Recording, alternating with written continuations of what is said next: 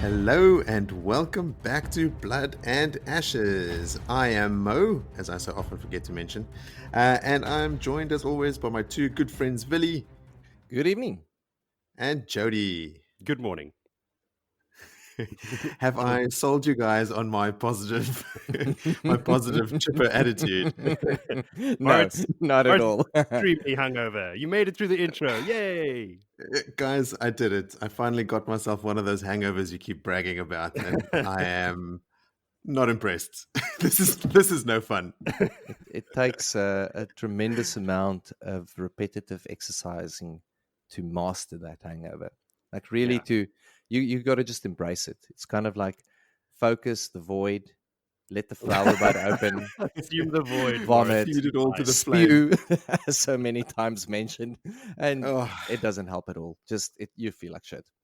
Yeah, so for the benefit of our listeners, if it sounds like Jody and Villy are carrying this episode because I'm limping along, that's why.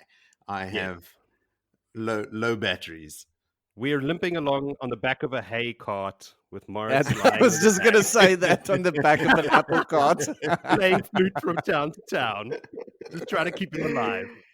Oh, Jesus. Okay. All right, guys, I'm ready. I've steeled myself. Let's do this thing. Before we dive into this week's set of chapters, we should do some callbacks. Let's quickly go back to some of the stuff that we mentioned in the last episode and even before. And right off the bat, I'm going to mention that one of our listeners, Carly Robb, wrote in to address the most recent perplexing mystery that we can't seem to put our finger on, and that is coming up with a reason why Moiraine would have given Ingtar the dragon banner to give to Rand after they passed the River Erenin to the south of Feldara, if everyone thought they would be chasing the Horn up north into the Blight. As Carly quite rightly pointed out, Ingtar is probably, and it's reasonable to assume, honor-bound to help Rand deliver the Horn. So as we find out in the chapters we're doing in this episode, Lan and Moiraine sort of traveled with the Aes Sedai. As what I can gather, they traveled due west from Feldara to get to that town on the river where their boats are, and that river actually meets up with the River Erenin. But when Lan and Moiraine disappear, they carry on westward into Arafel, which is where the little town is that Vandene and Adelaus have settled in. So they were traveling with the Aes Sedai in that direction, and Moiraine, by her own admission and from her own plans, had said that she is not necessarily going to be around Rand when he hands over the Horn of Valyr to the king in Ilion. Oh. So she would have known that at some point Rand would have to go south, regardless of where they get the Horn from, to get to Ilion. And it's probably safe to assume that she put orders in place for Ingtar to be the head of the Shanaran contingent that escorts them down there, because she wouldn't send just Rand and Matt and Perrin with the Horn. Like, they would have a couple lancers go with them, probably a similar size as what Ingtar is managing on this actual hunt itself. Yeah, all of that tracks. Pretty reasonable to assume that Ingtar at some point would have been with Rand going south towards Ilion, and at that point it's when he would have been able to give him the dragon banner. just happened sooner than she was planning, I suppose. Yes. And just because she couldn't be there, she had to put things in motion for Rand to have the dragon banner and his dragon embroidered coats when he hands over the Horn, when Lord Rand makes an appearance. Yeah, indeed. And assuming that they're going to make it back from the Blight, successfully having retrieved the Horn and headed south again. Like, a lot of faith. Of course. Well, Moiraine has shown in the past that she has faith in Rand and the boys just sort of handling stuff because they have to. The pattern demands it, and therefore it'll happen. Now, Jody, Perrin's howl in the middle of the camp. Yes. I went back and I read that section again, and I think I have an explanation for you. Ooh. Perrin is busy. It's like you said, he was busy communicating with the wolves about Paden Fane, and sort of the smell that he had to put forward to the wolves was so terrible. You know, Paden Fane is such an affront to his wolf senses, and would be to the other wolves as well, that he mixes in the scent of Trollocs Mhm. to sort of, mellow it out. And the exact words are, to mask Fane's smell in his own mind, he added the scent of Trollocs before he howled aloud. Yes. I think he was trying to dampen the smell of Fane before it makes him howl out aloud. Oh, before it Oh. happened. Ah, okay. Yes. So he mixes in the scent of Okay. Trollocs so that he doesn't before he howls out loud. Okay. But it, Okay. That makes more sense than nobody noticing this giant burly man howling in the middle of a camp of Shenarians. And this nobody goes, beefy howly boy. stop it. And another piece of old text that I went back to is I sort of floated the idea that maybe Lanfear, in her dealings with Rand and Hurin and Loial, was using a mild version of compulsion because she wasn't straight up compelling them. But I had thought that Leandrin had hinted at having some sort of similar ability. And when I went back and I read that chapter, the section that I got that from, it actually says that it's when she's already poked the lady, the Amelisa, with, like a spike of the power, a thing that she was, quickly told by the Aes Sedai when she was a novice not to ever use again. So this is not that specifically, but it says it was not a perfect ability. Leandrin could not force anyone to do what she wanted, though she had tried. Oh, how she had tried. Mhm.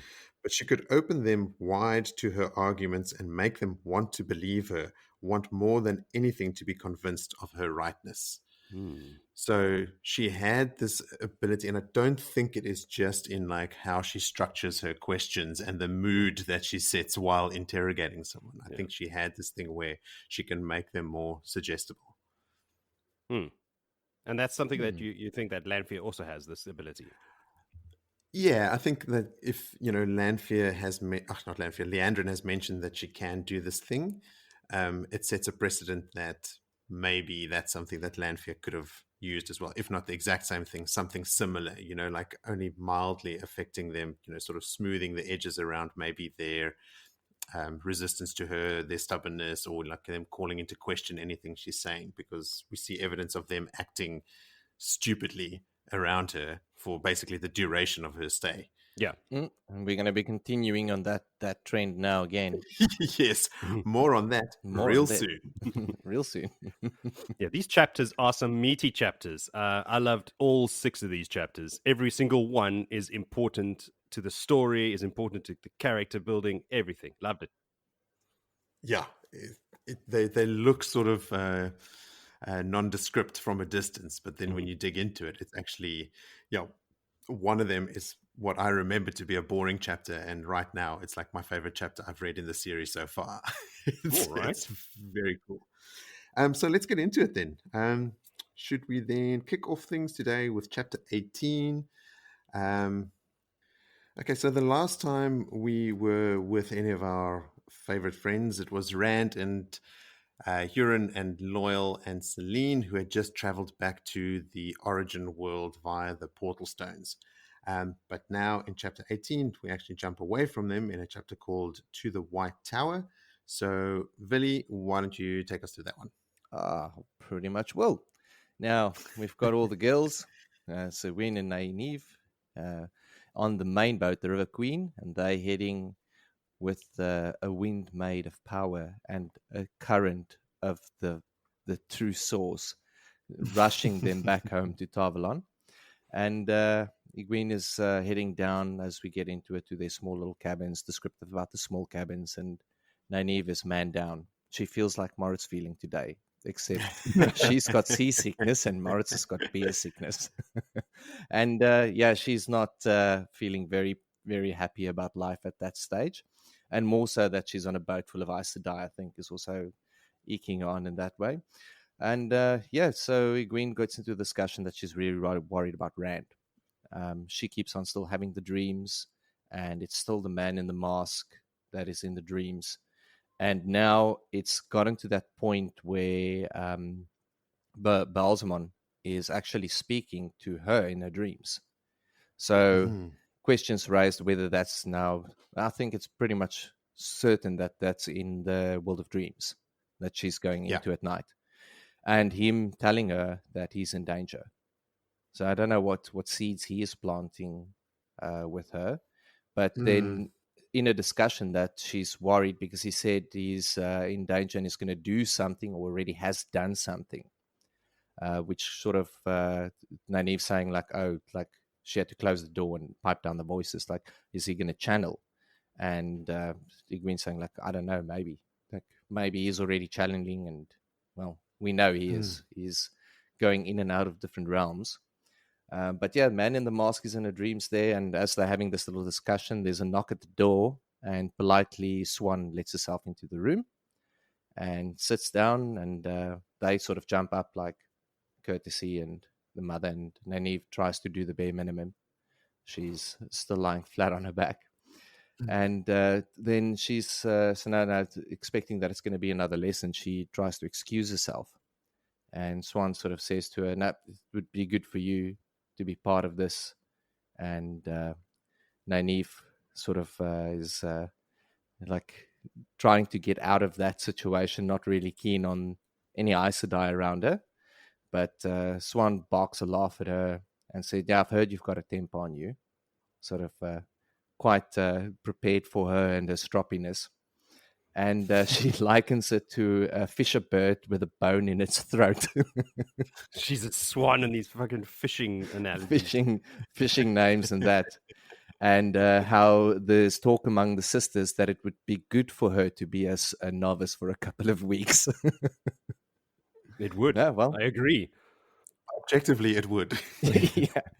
Well, it's only going to get her more powerful, if anything, because as we learn in this next little exchange, how well she can actually learn and how quickly she is when she's just angered enough. And anyway, they start just talking about her being raised to accept it from the start. That's the plan, because she's that old. Not that she's old, but she's older than normal novices, and she's very strong in the power. And she's been channeling for a while. Yeah, unbeknown. She's a wilder, but she has channeled. So she's old in that sense. It's been a longer time since like Egwene's first channeling. Right? Yeah, so absolutely. She's still a novice, but Nynaeve has navigated some of the trickier aspects of being able to channel by herself by virtue of being a wilder. Yeah, and well, based on that, when she hears now that she's going to go straight to accept it, she's like snaps back at her and she's like, well, I'd rather someone, a warder, teach me a sword. That's because I have someone that I'd like to use it on. And Egwene at that moment sort of thinking, okay, cool. Is this Moiraine or is it Lan? She wants to take on with a sword, or both. Swan, is she threatening the Amyrlin seat with stabbing? Wouldn't put it past her. Oh, exactly. And neither would Egwene, which is why she's worried. She's like, Nynaeve, what are you doing? So yeah, well then Swan sort of, and I love this, like she doesn't get upset about it. She just like goes with it, and then she channels a sword of air into her hand, into Nynaeve's hand. Like, and she describes it as being just as any other blade, but it's not metal. And then quickly after that, it goes into a paring knife. And Swan explains to her that, it's better to carry a knife, but if you have the power and you know how to use it, you'd like it too much, and if you draw, you'll burn out like a gutted candle. Like, I thought you were going to say a gutted fish. I was thinking there's another fish analogy.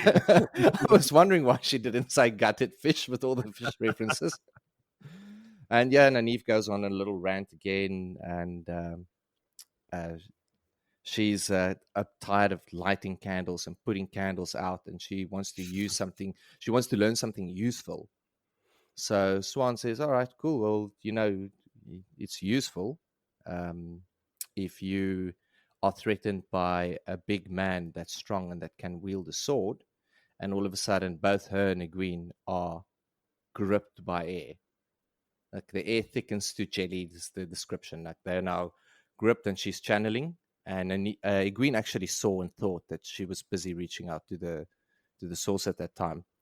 And as they are now stuck, only their heads are free to move. And Nynaeve squawked.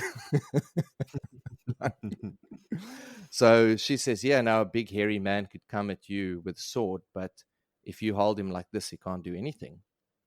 And you can also lift him up. And with that, she started lifting up Nynaeve, and she is not impressed. Like that's just tempted her anger to that point. And the next minute, Swan goes flying back in the room and being held. I understand it is that she's being held up against the wall, and she'd hit her head so hard that it snapped back, like whiplash collision into the wall. And Egwene is just standing there, only able to move her head, probably shitting herself. Like, what are you doing? And like, please don't let this go down like this. And Nynaeve Swan says is trying to kill her. yeah, she's like, no, like, no, just stop. And Swan is like, oh yeah, they're right. You've got a burning temper, and you are very quick to learn. So again, they bargain, sort of let each other go at the same time. And Nynaeve's not like, well, you go first. Like, it's just again stubborn as any person from the Two Rivers. And then Swan cuts her off from the source, and she's like, oh gosh, what the hell? Like, she's been cut off, and she's like, yeah, there's still a hell of a lot of lessons that you need to learn. You don't know everything yet. There's a lot for you to learn, but you'll get there. And poor Egwene is still stuck in jelly. She's just gets like, eventually when the lesson starts, she's like, a mother, by the way, oh, I got too distracted. Let's quickly just release you from that. And then the lesson starts. And after the lesson, they didn't go into detail what the lesson was about. I assume it was there was firing, jumping from Egwene's hands. And Egwene is just very angry, like super angry, because she did terrible at the lesson.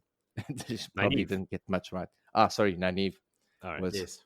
Yeah, and but then it turns out that during this lesson, and whether it was to make her feel better from her seasickness, or whether it was to make her angry, I'm not quite sure, but she got held by the power once again and got given a dose of some badass root syrup that is the most foul thing she's ever tasted in her life. So she's just super, super upset about that. I'm pretty sure it was to make her angry. But she does feel better. And she says, oh, well, you are feeling better now. She's like, yeah, but I might just be better because I'm so angry. Yes. So potentially either, you know what? Sometimes the same medicine helps for two things. Yes, the two are not mutually exclusive. Yeah, exactly. But by that time, obviously, the Amyrlin has left them and they've arrived at the White Tower, flooding villages along the way again with their fierce storm and currents.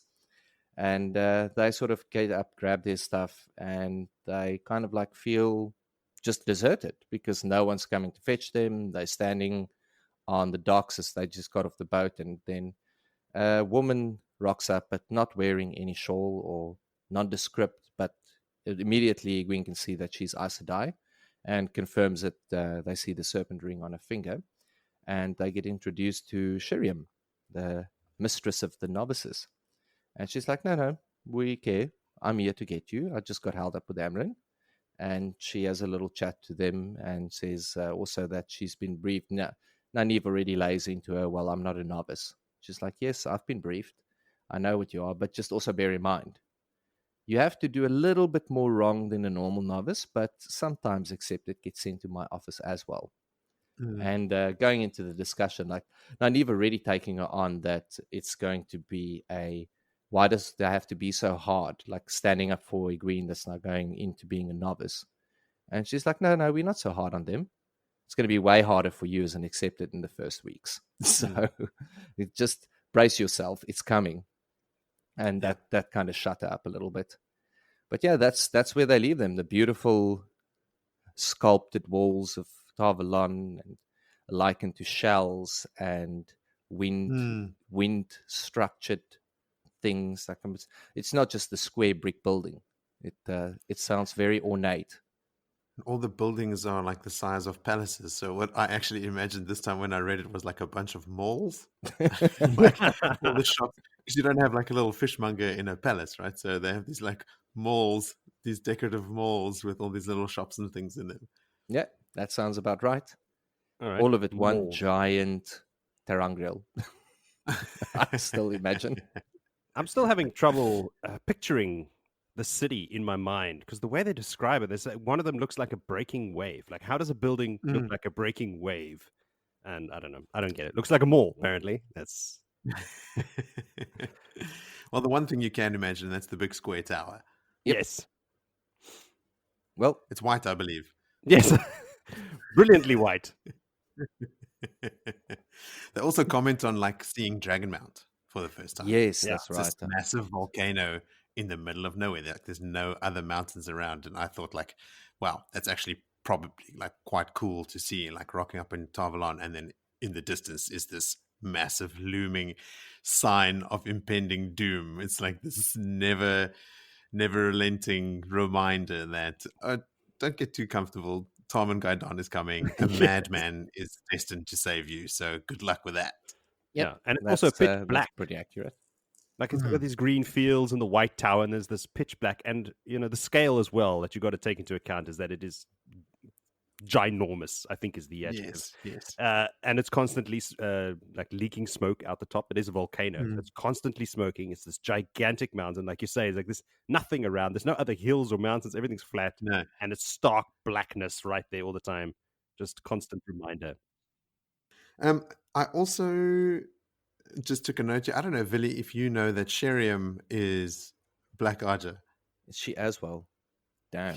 Yes. So, how many Black Archers have the girls now met in their first few 4. days? 4. That's Leandrin, Counting. Elviarin, Varen, and Sheriam. there we go. Damn. Yep. They're everywhere. They're lucky they didn't get their throats slit like in the beginning. Jeez. I also have here that I feel like there is a measure of intent from Robert Jordan to sort of temper Nynaeve's power in the one power with almost comical sort of personality shortcomings and like other issues, like the fact that she's so seasick, like she can't be on the boat. Like when Egwene goes down there, she hasn't eaten in like 2 days. She is just hanging onto the sides of the boat. And when the Amyrlin comes in and she says to Nynaeve to sit down, Nynaeve doesn't even flinch. She doesn't even try to sit down. She's trying to get up and to walk out. And the thing that makes her sit down is the nausea, not the command from the most powerful woman in the world. She was impressively resistant, but I just like the fact that because Nynaeve could so easily be just a badass, right? Like she's mad, she's not scared of anyone, and she can channel insane amounts of the one power. Like that would just be too overpowered. But then they bring in these little like, she's almost compulsive in her behavior. Like she can't help herself. She can't control her emotions. And she also gets seasick. Like she has these other things that sort of just bring her back down to earth a little bit. Yep. Yeah. Which I like. Well, it takes small things to get people down back to earth. Sometimes just repeated use of small bottles of beer. Nynaeve also says that she'll never get on a boat again. And doesn't she almost drown when Moghedian attacks her on a boat and Lan saves her? And that's when she breaks through her block as a wilder. I remember her lying on the bottom of the riverbed, like underwater. Yes. Yeah. Yes. Breaking through that. So there's a bit of foreshadowing here, like Nynaeve saying, I'm never getting on a boat again. Little do you know. Yeah. But yeah, other than that, I think it's also a very short chapter. It's only a couple of pages. It was, yeah. Cool. What else, Joe? That's it. I'm fully informed. I think we've covered everything that was in there. I think so. Okay, so chapter 19 is called Beneath the Dagger. Now we're back with the team Portalstone.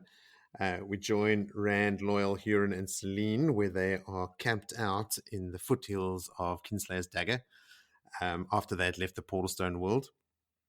And it seems like they've been there for a couple days, and every time Rand has sort of suggested that they move on or they go back or find Ingtar and meet up with them again, Selene has convinced him to stay, and thus far successfully. So when we join Rand here, he's sort of waking up from sleep. Hurin is on watch. Rand is busy sleeping, and he sort of opens his eyes and he can see Selene. It looks like Selene is about to open up his saddlebags, which he was sure that he went to sleep next to. Like he had his saddlebags next to him, and she's carried them off some ways and like trying to open them. So he asks her straight up, can I help you? Like, is there something you want out of there? And she makes up the story about wanting to clean her dress that she's been wearing for a bunch of days. She was looking for something else to wear while she did that. So Rand digs out a silk shirt for her and he gives it to her. And then she asks him to help her change. Like, okay, get these buttons for me. And as soon as he realizes what's going on, he just blushes and turns his back to her and he goes, that would not be proper, blah, blah, blah.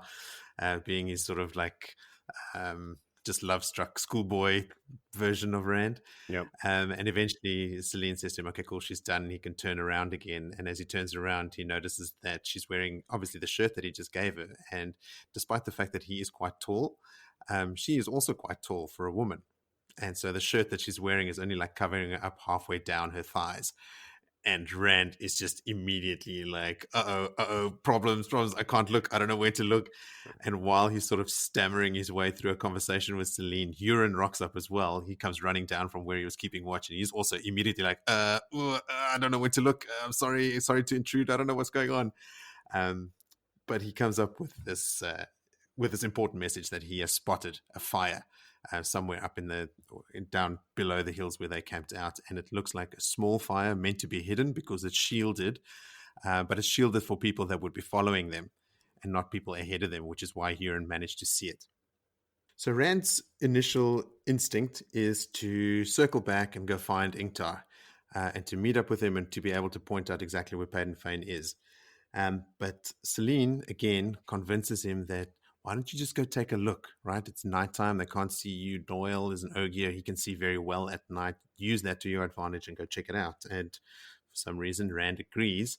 And he says, okay, Huron, you stay here and look after Selene.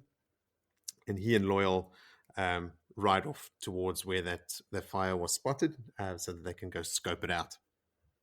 And they get closer. And while they're on the way there, Rand assumes the void. And what he doesn't know, and that we know, is that lucky for him, Paden Fane can't sense him when he's assumed the void, which explains why he's able to sneak up on the camp while Paden Fane is actually there.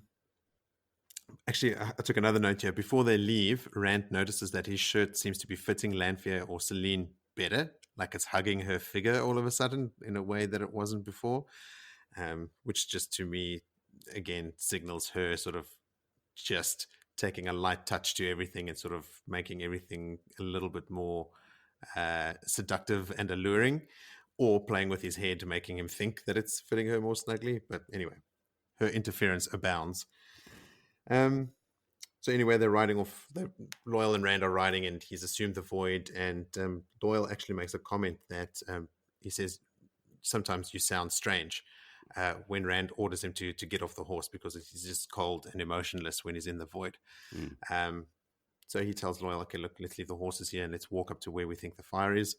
And they sneak a bit closer and they can sort of make out, now they're up and close to this campsite, they can make out what Rand thinks is a chest. Like I think he says there's like a single like ray of moonlight that shines down and makes it obvious that's the chest. There's a figure sleeping near it, and then everything else is sleeping like a bunch of paces away from them. There's only one person sleeping near the chest. But sort of while they're checking out the camp, Loial points at something moving in the bushes, and it seems like it's a Trolloc that's sort of hunting by smell, just sniffing the air. So they're just keeping really, really still, and the Trolloc sort of goes and lays down and immediately starts snoring. So they figure, okay, cool, that thing is probably asleep. So just then, in that moment, Rand decides, let's steal this thing. Let's go now. We're coming here for a reconnaissance mission, but we're right here. And his actual words that he thinks to himself is like, it's all within reach of his hand. And Selene is waiting on the mountain. Before they left, she had still, filled his head with, imagine the things we could do when you have the horn and how proud I will be to stand next to the man. And I have the heights we will climb to. Like, she's got big plans for him already. So he's sort of swept up in that. So he goes, okay, I'm here. Let's get it. So he sneaks into the camp. Now he's tiptoeing to the chest with a dagger lying on top of it. And at a point, his void sort of falters. And Paden Fane starts thrashing in his sleep and mumbling and sort of like waking up. And as Rand regains the void, Paden Fane goes back to sleep. Oh, yeah. which is just like this really cool, like direct tie between him maintaining the void to stay hidden. And he doesn't even know that that's what he's doing. And I don't think anyone is. Selene mentioned that when he says that Paden Fane can sometimes find him, she said, just assume the oneness. So I think she knows that he can hide himself like that, but she hasn't said that to him outright. So anyway, just to Varen lucky, he grabs the dagger and he shoves it in the back of his belt because he knows he's not supposed to touch it for long or at all because of what it did to Matt. And he motions over for Loial to come pick up the chest, and he can see that Loyal's eyes are just like bulging, like, what are you doing? This is not what we agreed to. But he motions him over, he puts his hand on the chest, and Loial picks up the chest, and sort of as they start moving out of the campsite, I'm sure Paden Fane could sense that the dagger was moving or the dagger was moving away from him or something, but he jumps up and he shouts, wake up, everybody. They're here. They've taken it. It's gone. Althor, I know it's you. I know it's you.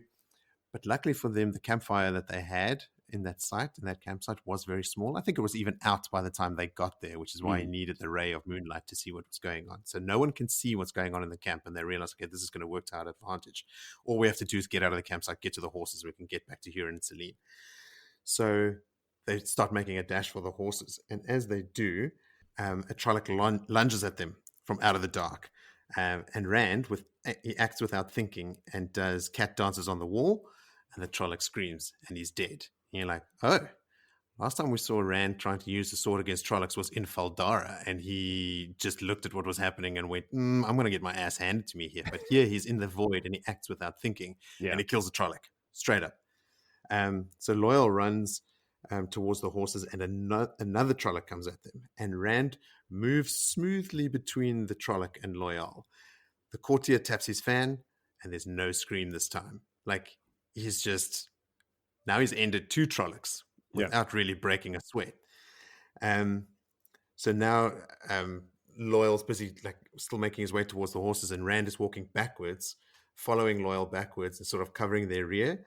And 2 more Trollocs rock up, and Rand just goes, lizard in the thorn bush, 2 dead, as he raises up from 1 knee. So he's like done this elaborate move to kill 2 more Trollocs. He ends up on a knee, and he gets up, and he's still just going. And Loyal's busy like fastening the chest that the horn is into the back of a horse, and then 4 more Trollocs show up. So Rand is like knocking up a kill streak here, because when they show up, he just says, let it be done with, and he just rushes them, and the Trollocs are completely shocked, like, huh? What's going on? And they're surprised by his attack, and he's dancing to the Song of Saidin, because the whole time he's in the void, he can sort of sense it beckoning to him. And he does hummingbird kisses the honey rose, cat on the hot sand, and it ends with the heron spreads its wings, which I imagine is like a move that ends up with him, like with both his arms outstretched or something. Totally. And there's 4 more dead Trollocs. Like, Rand has now killed 8 Trollocs, from running scared down the hallway to just being in the void, killing 8 Trollocs in the dark. Like, yes. He is kicking ass. So anyway, they make it to the horses, and then they run off. And eventually, so Rand releases the void now, eventually, and he's sort of like, what have I done? what was this? So they get back to the others, back to Hurin and Selene, where they are. Selene just wants to see the horn. She's just all about the horn. So she manages to open up the chest with her, I don't know, with the 1 power, probably. She delves the thing and figures out the tricky mechanism and opens it up. And all she's interested in is the horn. She just wants to touch his horn, eh? You said it, not me. She sure does. She's yes, and she's not exactly being shy about it either. Then she sort of, like, Selene tries to convince Rand to go out there and go kill all the Dark Friends. I assume that she wants him to actually just blow the horn then and there, and like summon the 100 Euros and go kill everything in sight. But Rand just refuses, and he says that he's going to be taking it back to Shinar. So she says, okay, well, why don't you just bring it to Kehain? Okay, we're closer. It's where I'm from. I can set you up there. And he says, okay, cool, fine. You know, we can do that. But then he asks, like, what are we going to do about this dagger? And she just goes, what is that? And he goes, oh, this is the dagger from Shadow Logoth. And she goes, what? Throw it away. Throw it away right now. Get rid of it. And he goes, no, well, he can't. He has to get it for Matt. And he actually comes up with a pretty good plan. He just dumps it in the chest with the Horn of Valir. And they close it up again. And he says there that like, oh, and that should shield us from its effects. Like, how does he know that? And what is that? And she made seems out to agree. Yeah. She sort of like doesn't correct him or anything. So I don't know. It's lead lined, it's like Superman through lead. Yes. Shadow Yes. Logoth blades. The evil of Shadow Lead. Logoth is actually just radiation poisoning. That's it. But then Selene says, okay, cool, let's go to sleep. And Rand is like, no, that's crazy. Like the Paden Fane is still out there and he can sometimes find me. And that's when she says, just assume the oneness. And he says, no, I'm not going to do that. We're going to ride. And that's when she goes, oh, you're so stubborn. But she loves it. Yeah. And she also has no idea just how stubborn he is. And then from there, we just cut back to Paden Fane, ranting and raving at the night, shouting at Althor, I know it was you, and you will pay for what was done to me. The whole world will pay for what was done to me. So Paden Fane with a sizable chip on his shoulder. Yeah. Just trying to take it out on the world. I thought that was a bit campy, that the world will pay, cackling away. I was like, oh, Jesus. Yes. You almost imagine Gargamel shouting that. Scattering everywhere. Oh, that's funny. Yeah, so quite an action-packed chapter there. Oh, yeah. Now, every time I picture Fane, I'm going to picture Gargamel. That's him in my That's actually not a bad idea. Totally. The actor that they cast as Paden Fane in the show is an interesting choice, and he has, like, from his one headshot that I've seen, I don't know if this is intentional or not, probably not, but he's got like a look of madness about him. Yeah, which totally. is cool. That's one of my favorite castings. I think he's spot on. He's Yeah. good. But He's now, good. can he act? We'll have to see. Can he cackle into the night? We'll see. Can he do a good Gargamel? Just watch a lot. For his research, just watch Smurfs. That's all you got to do. Yeah. Like I said, lots of action in that chapter, not a lot of stuff to sort of dig into below the surface. It's all A to B to C. Yeah, what I'm thinking there's her use of what I can only think is compulsion on them the whole time is backfiring on her with his Taveriness. Like, even though a normal man would have done exactly what she wanted out of that circumstance. But it's all just weaving into his plan, even though he doesn't know that that's part of the plan. Even down to waking up as soon as she's digging in the saddlebags. And yeah, it's an interesting one. I think she's completely underestimated him. Completely. Which is weird because Lews Therin was also incredibly powerful Taverin. And she knew him intimately. Yeah, but this is not Lews Therin. This is Rand. And he's young and he's impressionable and she thinks she can do something there. But yeah, not happening. She knows. I mean, isn't one of these chapters that she appears in called Kinslayer? In the previous episode, I think it was, the parallels with Lews Therin are immediately there, and she's also talking about like, oh, you have always been so stubborn. She doesn't see him as like only Rand al'Thor. There is a definite blurring of this new, younger version of Rand or of Lews Therin and the original Lews Therin for sure. But a very noticeable thing is since she's rocked up on the scene, Rand has killed 6 Grolm with 6 arrows and 8 Trollocs with 8 forms. Not even 8 forms. It is not even 8 forms. It's actually, but call it 5 or 4 forms. 8 Trollocs.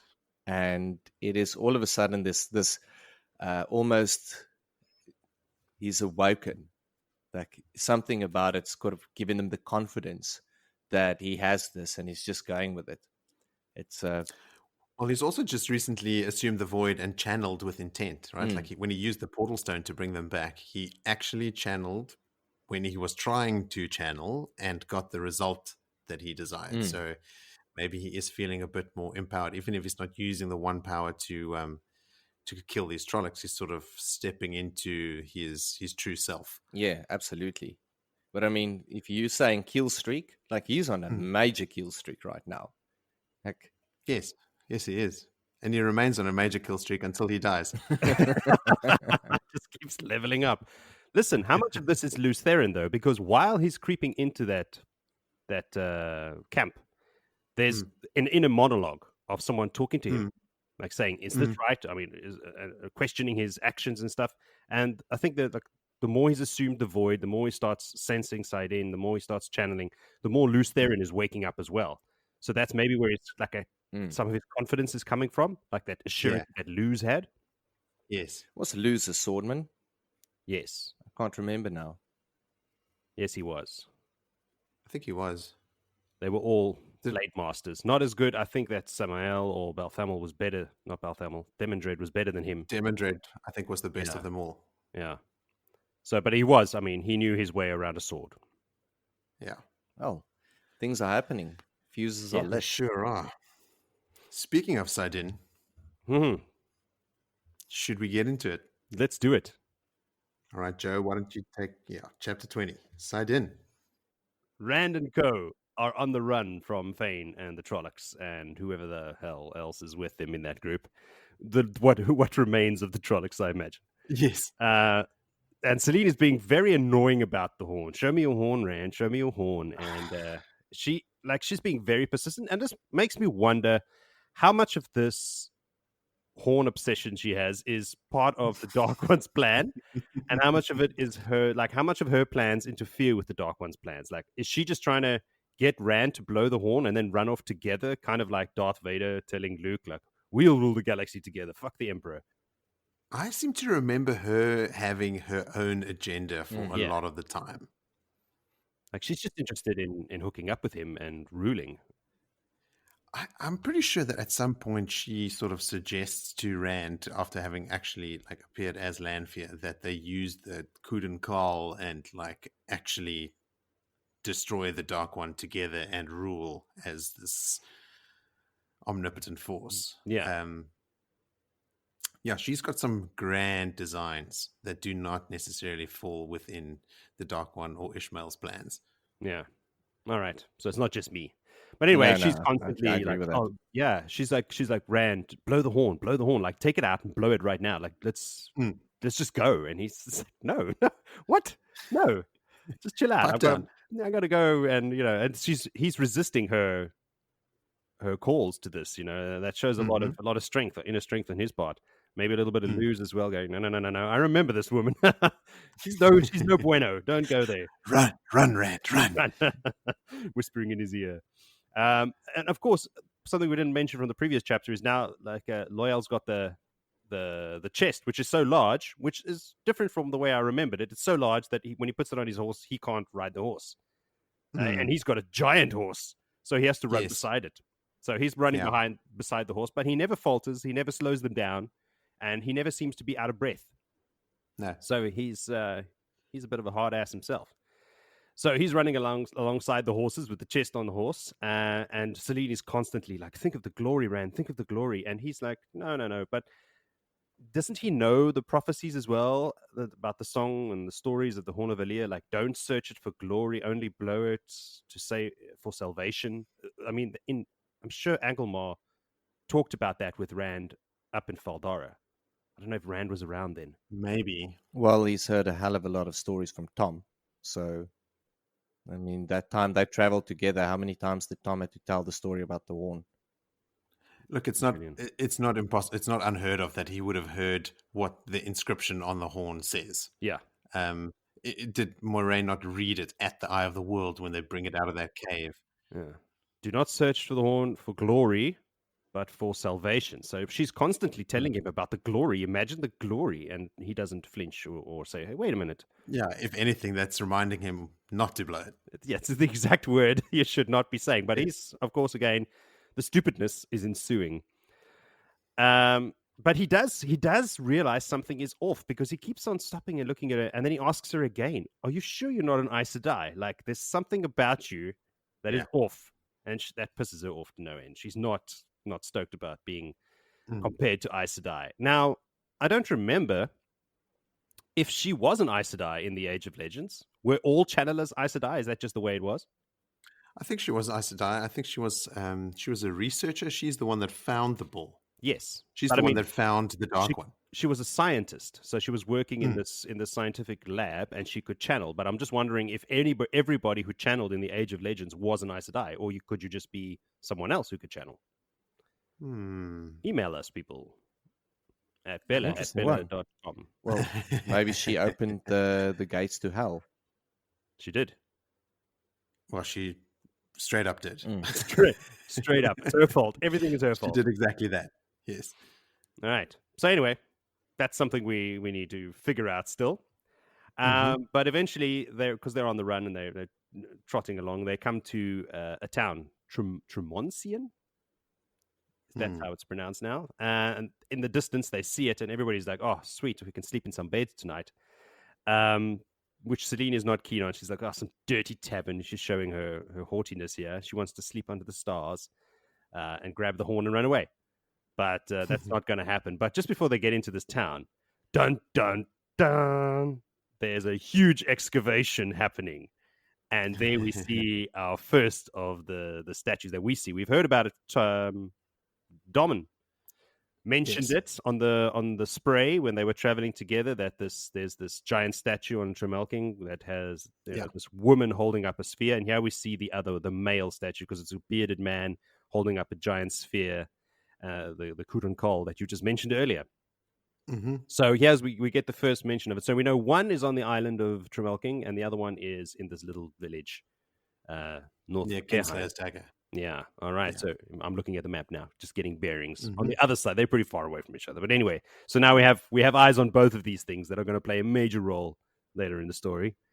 But the kind of Rand is drawn to it, obviously. I mean, as we know now, but drawn to it strongly that he can't resist it. He's standing on the edge of this excavation pit with the workers down there and the soldiers down there, and he just kind of like goes into sync. He goes as they assume the void, I think, as well. And the song of Saidin calls to him, and he gets in rhythm with it, and he goes into a complete trance, freaking Selene out completely, freaking out Lanfear. She's terrified. She's absolutely terrified because she knows, of course, because she knows. Yeah. And he's starting to like hum and become in tune with the song of Saidin, and the others don't know what the fuck is going on, because to them he's just standing still as a rock, and mumbling to himself. And what he's mumbling is an Aiel saying, like, till shade is gone, till water is gone, into the shadow with teeth bared, to spit in sight blind as I on the last day. And the word day he screams out loud, calling the attention of the guards down in the pit, in the excavation pit and everything. But anyway, that's when he snaps out of it. And they decide, like, okay, maybe it's time we get out of here now. The guards are running towards them. So anyway, they head into the town. He, like, on the edge, and the like red is, or the horse is standing on the edge, and it starts to slip in. Yeah. Yes. So yeah, but he's oblivious to that, like not even worried, like not in the least. And no, the sphere, doesn't the sphere also start lowering to him? To him, to him. Yeah, to him. He sees like colors coming from it, or like I'm trying to imagine it, like the movie sphere around like, in the middle. Yeah. So now, when talking about the construction of that statue, I assume, from what I understand, is that the entire statue is stone or something like it, and the sphere is crystal. So it's different to what the rest of the materials are. Okay, so he sees the colors swirling in it, the light swirling it, and things like that. And the crystal is huge. Yes, it's like 20 paces across. 20 paces in diameter. Hey, what a memory! I didn't have that written down. How much is a pace again? A pace is half a span. So it's 10 spans. There you go, people. Clear as day. Everybody now knows exactly how wide that sphere is. Anyway, so 60 meters. After it's massive, people. It's huge. So he snaps out of it, and they're all worried about him. Obviously, he's just like, Loial's like, dude, you were just standing there stiff as a plank and just mumbling to yourself. So I mean, of course, they don't know he can channel, and that he's going insane. So they head into town to get to the inn. It's a nice village, and it's strange because in this village everyone seems friendly and nobody's freaked out when they see an Ogier. They're getting closer to Kehain now, where obviously Ogier are common, or common enough. Actually, in the inn, the innkeeper asks Loial if he's from Stedding Sofu, I think it's pronounced. I read it as Tofu. But anyway, and he's like, no, he's from the borderlands. So like they know the Steddings. He's getting back into civilization, and they actually stay at the inn called the Nine Rings, The 9 rings of men, perhaps. Don't steal my line. Too late. My chapter, my line. You can. Well, I suppose the next one they're going to stay at the 3 rings, maybe the 7 rings. I don't know. There's lots of rings. And then Lanfear, the One Ring. not the One Ring. Yeah, maybe that's in Camelin. Then Lanfear tries again to get Rand to take the horn again. She's in Spanish we say she's pesado. She's overbearing. She's getting a bit annoying with this. Try and get her to run away. But of course, he's so stubborn. He says no, and that's kind of where we leave it because they haven't entered the. I think in the next chapters when we get inside the inn to hear all the rest of that. But yeah, so they've arrived. He's seen that giant statue of the Kut and Kol. He's gone all crazy in the head, and here we are. I think I got that all. Yeah, that I can't imagine that statue in like scale. It's going to be amazing to see on the TV. How they bring that to life. It's kind of like when they brought the Fellowship of the Ring and them going down the river. Exact thing. Exact same, like that massive big statues, like something like that. Yeah. I'm pretty excited about it. Yep, me too. Man, there's going to be a lot of stuff that's going to be awesome to see visually. One of them is the forms, the sword forms. But that's they better get that right. They better not fuck that up. I'm hoping that they get Loial right. Yeah, because there's room for fucking up in making an Ogier as well. For sure. What's that going to look like? Like he needs to be huge, and his facial features need to be quite different. Like, not too human. Yeah. Did I mean, I read this chapter now more than a week ago. I had a note here saying that her touch made his skin tingle and his mouth go dry. She touched his arm at some stage when they were riding, I think it was. Yes. Immediately my thought was there that she's trying to just give him a little bit more compulsion because he's just not doing what she wants. Something like that. Yeah, pretty much. Every time there's skin tingling around channelers, I'm like, hey, what are you doing? Watch yourself. I'm onto you. And she's very touchy-feely. She takes his hands in her hands at one point. She rubs his back when he's turned around, when she's getting dressed to get his attention again. She's all like, ooh. I don't know if she's trying to channel every single time or if she's just putting the moves on. Maybe both. All of the above. All of the above. All of the above. She just wants him to blow that horn so that she can be the queen. That's it. The queen of the night. Interesting that Rand would be spouting sort of Aiel prophecy. That's why I wrote it down in my notes. Why specifically that?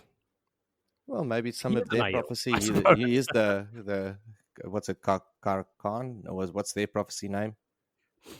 He who comes with the dawn. The chief of chiefs. So that's still maybe also now starting to weigh into the pattern. He's now also come to realize that he does look like an Aiel man. He's been told now by several people and people of high standing. But where would these words be coming from? Like being told you look like an Aiel is different from like reciting their... He's Aiel. It's in his blood. Yeah. It's just in him. If the old tongue can be in Matt's blood, then Aiel prophecy can be in his blood. Yeah, totally. Blood. There you go. That's far to go with it. Don't think about it too hard. Yeah, you can't science your way out of this one, Mo.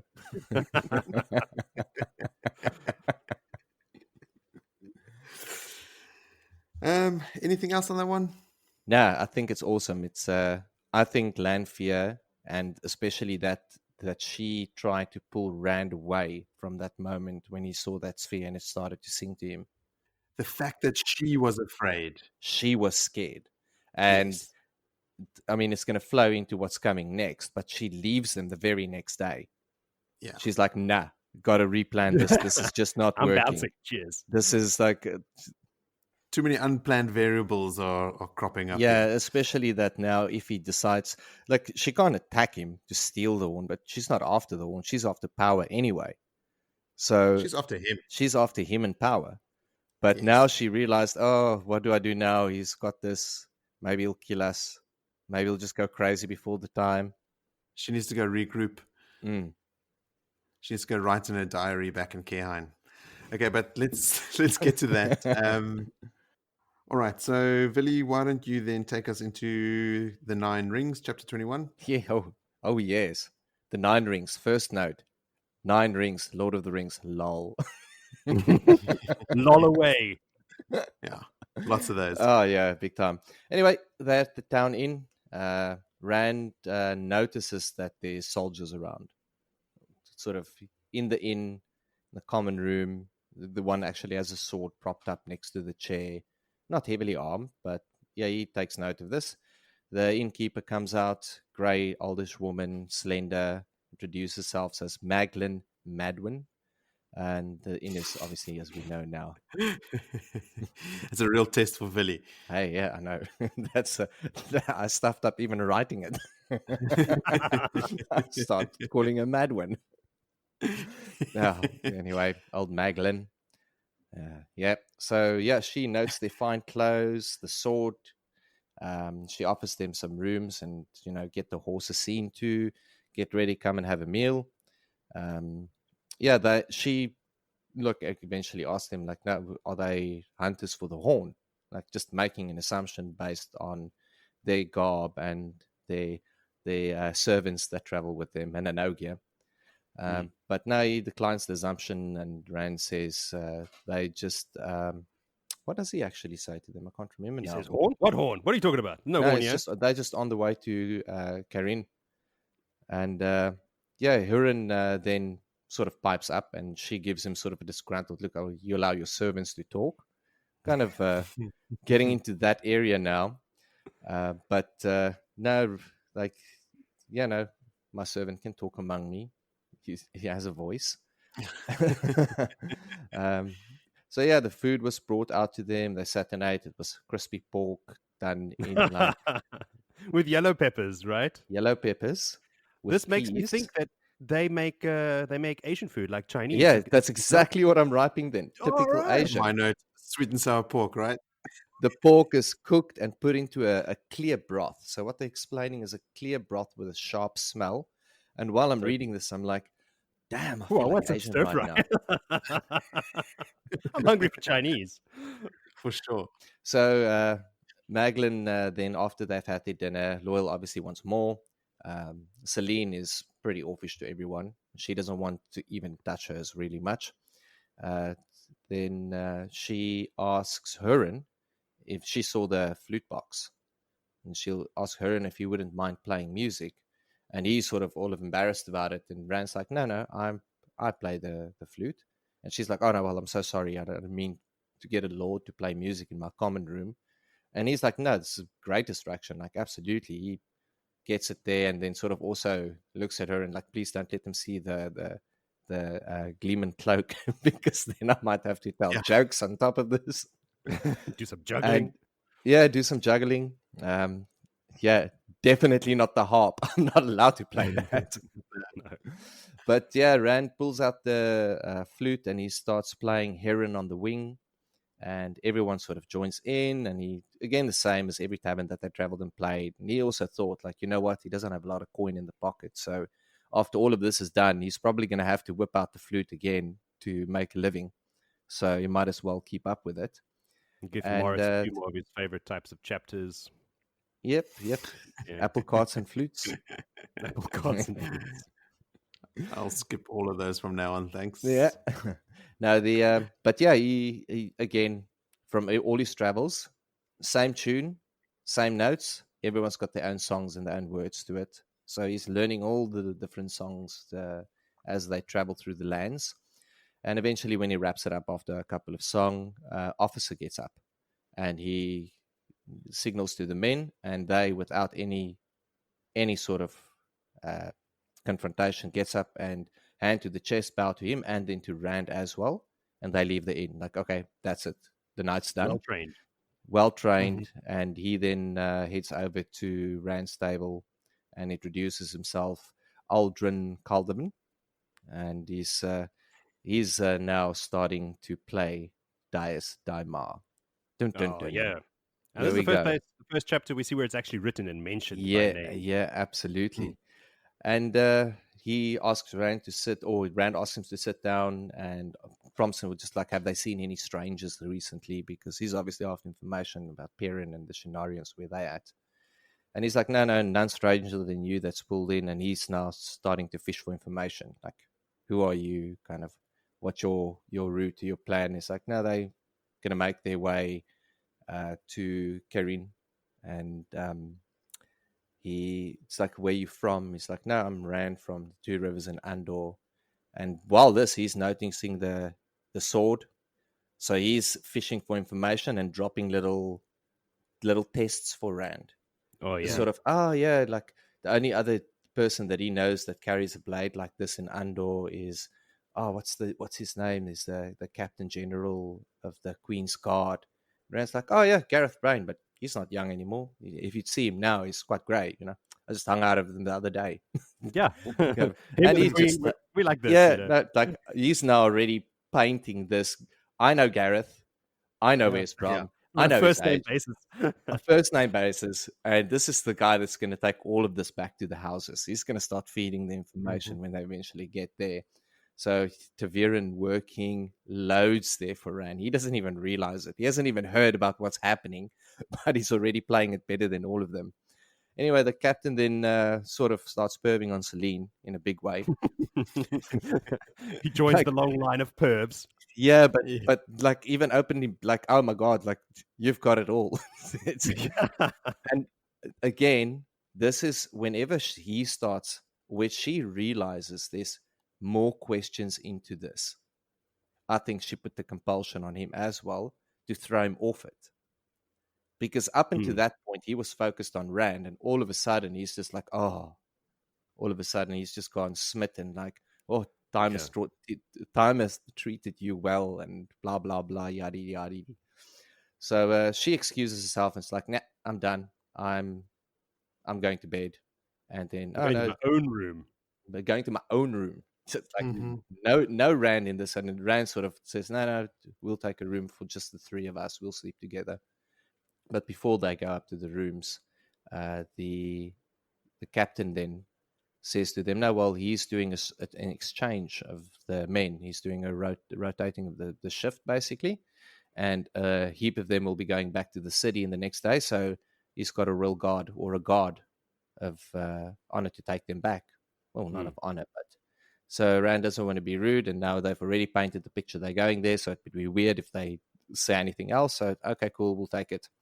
We'll get along with that. I mean, how better to ride into the city with all the guards around you, I guess, playing into and also Thane is chasing them, like it'll be a bit safer. Yeah, a couple of swords can be handy if the Trollocs decide to ambush them along the way.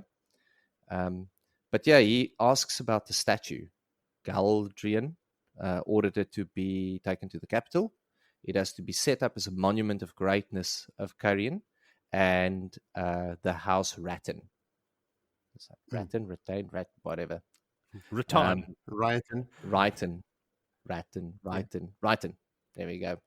It's not many to butcher this time around. But you'll try your best. I'll try my best. I'll try my very best. And Magdalene then comes back from sort of showing Selene to her room and says, well, she's going to speak freely because she's now noticed that his servants can speak freely among him. But if she oversteps the line, please, I don't mean any sort of harm by it. But, I'm just going with what you accept around you. But if you would go knocking at her door tonight, I'm sure she'll accept you back in. And like, I had a 23-year loveless marriage from the man that left me this inn. That gave all the money to his brother, and I'm just left with the burdens. But just like, don't let the night set on anger type of thing. Good old motherly good advice there. Yes, I suppose very good advice. Your heart was in the right place. Note, knock on the door and go sexy time. No sexy time for you. Rand's like, nah, not happening. Not that he's not thinking about it, I bet. But yeah, he mentions then to her that the three of them will sleep in one room because they want to obviously sleep in shifts so that they can keep an eye on that horn and that dagger. That's not going to get taken from them like Fane did, trusting that it would be protected by his badassery. Didn't help him there. So yeah, the big thing for me was Dias Damar. introduction to the game of houses. It's already started. My note about Dice Daymar is, I'm interested to see if I enjoy Dice Daymar more now that I'm older, suspect not. I've been excited about it. It's I'm trying to work myself up to a level of excitement for it, because I know it's coming, and I know that I sort of pushed back against it when I read it last time. But this time I really want to throw myself into it and see if I can, turn a negative into a positive. Like, actually, maybe this is really amazing. that we are experiencing it so much different in the first read for all of us. Big We're time. picking so many different things up, and I'm genuinely excited about it. Like this whole little underhanded political positioning game between the houses and in everything. I mean, we're going to get to that a bit later. Yes. But yeah, the next morning they're up and Selene is gone. She's decided, no, now we've got soldiers around us and it's just getting too busy, too many people, and leaves around a whole little love note saying, oh, I'm still forever yours and blah, blah, blah. And she's buggered off. And Tavolan Just buggered off. just buggered off. And none of the guards saw her leave. So Hurin says, well, they obviously had us watched during the night. That guard set up to keep an eye on us. And none of them saw it. Like, this is kind of true. It's already thick. Like, they're almost prisoners. You almost get the sense that they're prisoners that are free in this. Like, Kaldevwin is alarmed that she got out and no one noticed. He's completely stumped. Yeah. Anyway, so Tavolan leads them to Karain. The end.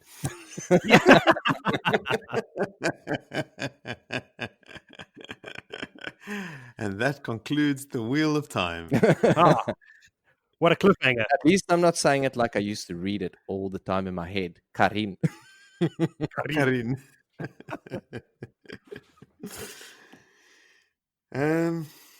Joe, what have you got for that one? The Game of Houses. That's even played. It's not just a political thing. It's like everybody in Kehrheim plays this game. Even the innkeeper mentions servants.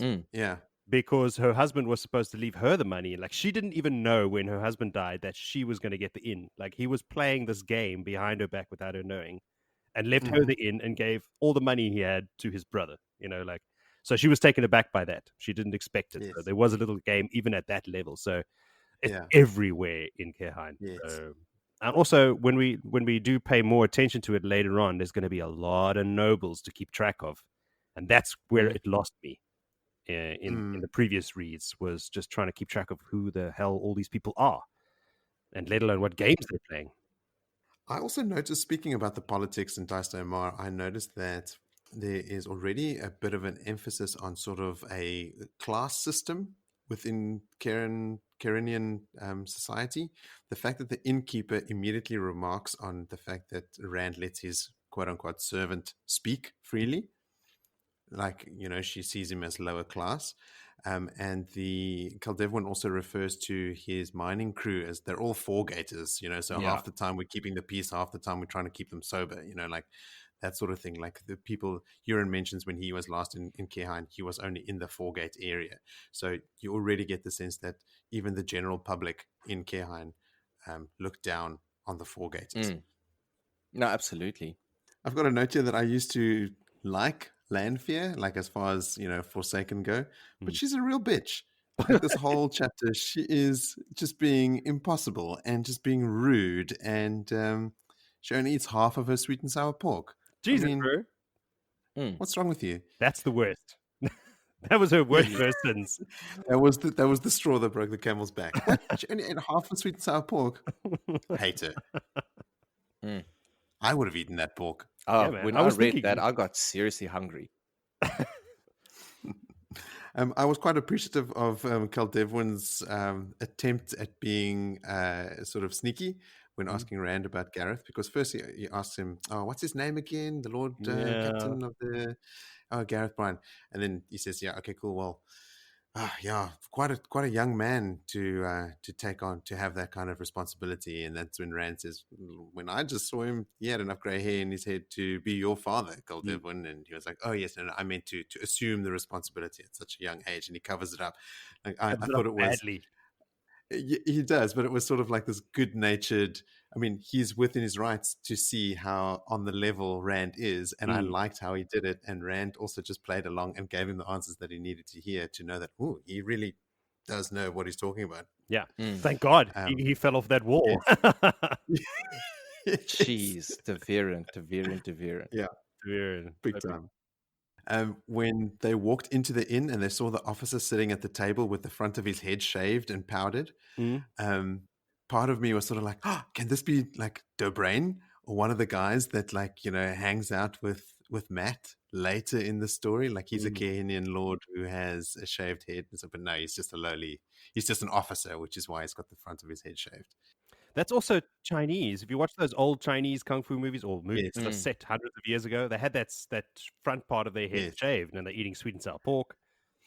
Well, on that point of like the fact that I liked O'Brien, I was sort of hoping that that guy with the shaved head was him, just showed me like, oh yes, okay, here's another culture now with like the food, Dice de Mar, the haircuts, the clothes. These are also the guys with like the slashes of color across the front of their coats to denote rank and their house affiliation and that sort of stuff. So you already know from Bail Domon, like he has a Ilianer style beard, which leaves his lip bare. It's just like a square cut beard with his lip bare.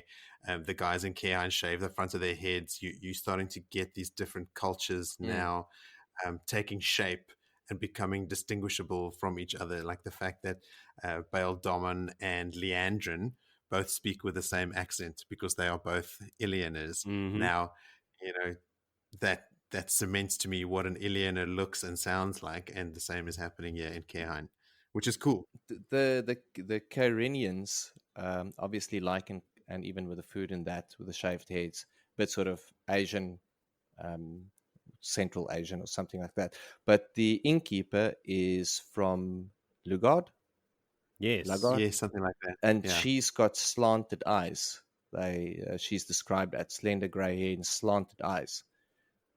So I was like, typically a Saldean trait. Yeah, interesting there. Because Sheriam also has that high cheekbones, slanted eyes. She is Saldean. But I mean, Robert Jordan used elements of multiple different cultures and mixed them all together, right? I mean, the Aiel are tall Irish bushmen. Yeah, like tall Irish bushmen. It makes no sense whatsoever. They're constantly sunburned. Must be red-headed pale people in the desert. Exactly.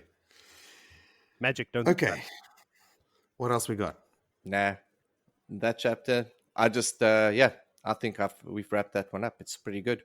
So chapter 22 is called Watchers, and I remember reading this chapter when I was a kid because, high-level overview, Lan and Moiraine are visiting Vandine and Adelaus, who are two retired sisters. They've gone into voluntary retirement in the small town in Arafel, we learn. In the middle of nowhere, tiny town on like the grasslands, and they live like just outside of the town, and people there don't even know that they're Aes Sedai. But it's basically Lan and Moiraine having a long conversation in a library, and then there's a Drakkar attack. Yes. Now, I remember this chapter for the Drakkar attack, and that they had this, as I recall, this boring conversation part before the rad part. Yes. Right? Like that's how a teenager reads that. But what Moiraine does in this chapter is amazing. It's masterful, and it shows so much of like what she is actually capable of and willing to do, because she is putting her goal and her plan with Swan to make sure that Rand reaches the final battle. She puts that ahead of everything. It's that, and everything else comes second, including her relationship with Lan. So anyway, so let's get into it. Yeah. We join them when they're sitting in this, like, it seems like a little library, right? Like there's books and parchment and stuff all in all the shelves on all the walls all around them. There's a fireplace and a table, and even the chairs in there around the table are padded so they're comfortable, so you know that they're there for people to sit and spend a lot of time, reaching these things, researching these books and these scrolls. And you also find out that Vandine and Adelaide, the two sisters, I think they're twins, right? Twin sisters that live there, that went into voluntary retirement. I mean, I think it was hundreds of years ago. Moiraine makes the comment that hardly anyone at the White Tower remembers that they exist. Yeah. But they've got all this this gathered knowledge because one of the sisters, Adelaide, is brown, but Vandine is a green. Mm. So Vandine still has one of her surviving warders, Jaem. He's still this old, gnarled old man, like missioning around the yard. And Adelaide is, the two of them always plan to write a grand history of the world. So this is where Moiraine has come to sort of look for some more answers, because she muses at some point saying, nothing is happening as she has expected it to. Everything has gone sort of completely awry. She needs more info to try and plan better. So I've got a big capital heading. Moiraine does a thing. She Okay. does. So what she does is she says out loud, she's musing to Lan about how they met. And she's doing it out loud, obviously, to get a reaction out of him. Now, she's using this line of reasoning because she knows that Lan and her had both vowed never to speak of this event again. Mm-hmm. And now she's doing it. She's doing this thing that they both said they were not going to do. So she reminisces about it, and she's watching him, and she is trying to catch a reaction from him. And he has this is going to be a theme. He has like an eyebrow twitch. And she mentions it's not often that she catches him by surprise. That's step one of her attack. All right, break it down. So they agree that they would never speak of it. So that's why he's surprised that's why she knows that he would be surprised at her bringing it up. And then she just continues talking about their bond and sort of reminiscing, still setting him up for the next question. So what she does is she asks him a series of questions and makes a series of comments that sort of set him up for having an emotional response instead of a cold, hard, calculated response, because he's got all these emotional walls that he's built around himself over the years, and she's trying to find a crack through that to get a true answer out of him. So she asks him, does your bond to me chafe? Side note, a couple of choice quotes out of this thing as well. So I'm going to quote the book a couple of times now. You're not a man to wear a leash easily, even one so light, or even so light a one as mine. So she's trying to hurt his pride, like reminding him that he is basically leashed to her, right? Like he is not the master of his own destiny. And he just says, no, it doesn't chafe. He knew what he signed up for, but he's stoking the fire like unnecessarily, like he's got a hot iron that he's sort of like poking the fire with more vigorously than what he needs to. And he's sort of muttering, it's an honor to serve Moiraine Sedai. It has been and always will be so, always. And she just sniffs at that and she goes, your humility, Lan, has always been more arrogance than most kings could manage with their armies at their backs. Like even in his most humble statements, he is still so arrogant. So then she just rolls with the next punch, and she says that she's made arrangements for his bond to be passed automatically to another Aes Sedai if she gets killed. When you feel my death, you will feel compelled to seek her out immediately. And she also mentions that she felt like she had considered the exact words to use 100 times. And she used the word compelled. Yes. So again, forcing Lan to look at the fact that he is not the master of his own destiny, that he is going to be compelled to go seek this woman out. And that's sort of what he pushes back against now as well. So I just said, it's another strike at his pride, and it works because he sort of gets angry, and she says it's the first time that she's ever seen Lan angry. Yeah, in all the time they've known, she sees anger on him for the first time, and she just said, if you were free of my bond, I am certain that A, you would try to avenge me and get yourself killed, or B, go and continue your unwinnable war in the Blight, which will also get you killed. And she will not see him wasted because he is too valuable. So he asks, who is my bond going to be passed to? And she says, it's going to Morel, who is a green, who already has 3 warders. And she makes a sort of offhanded comment, like, if she can control those 3 warders, then maybe she can control you as well. Oh. Still sort of like chipping away at his idea of free will. And Lan balks at it, right? Like he's, she says, though she would like to keep you, talking about Morel, she has promised to pass your bond to another when she finds one who suits you better.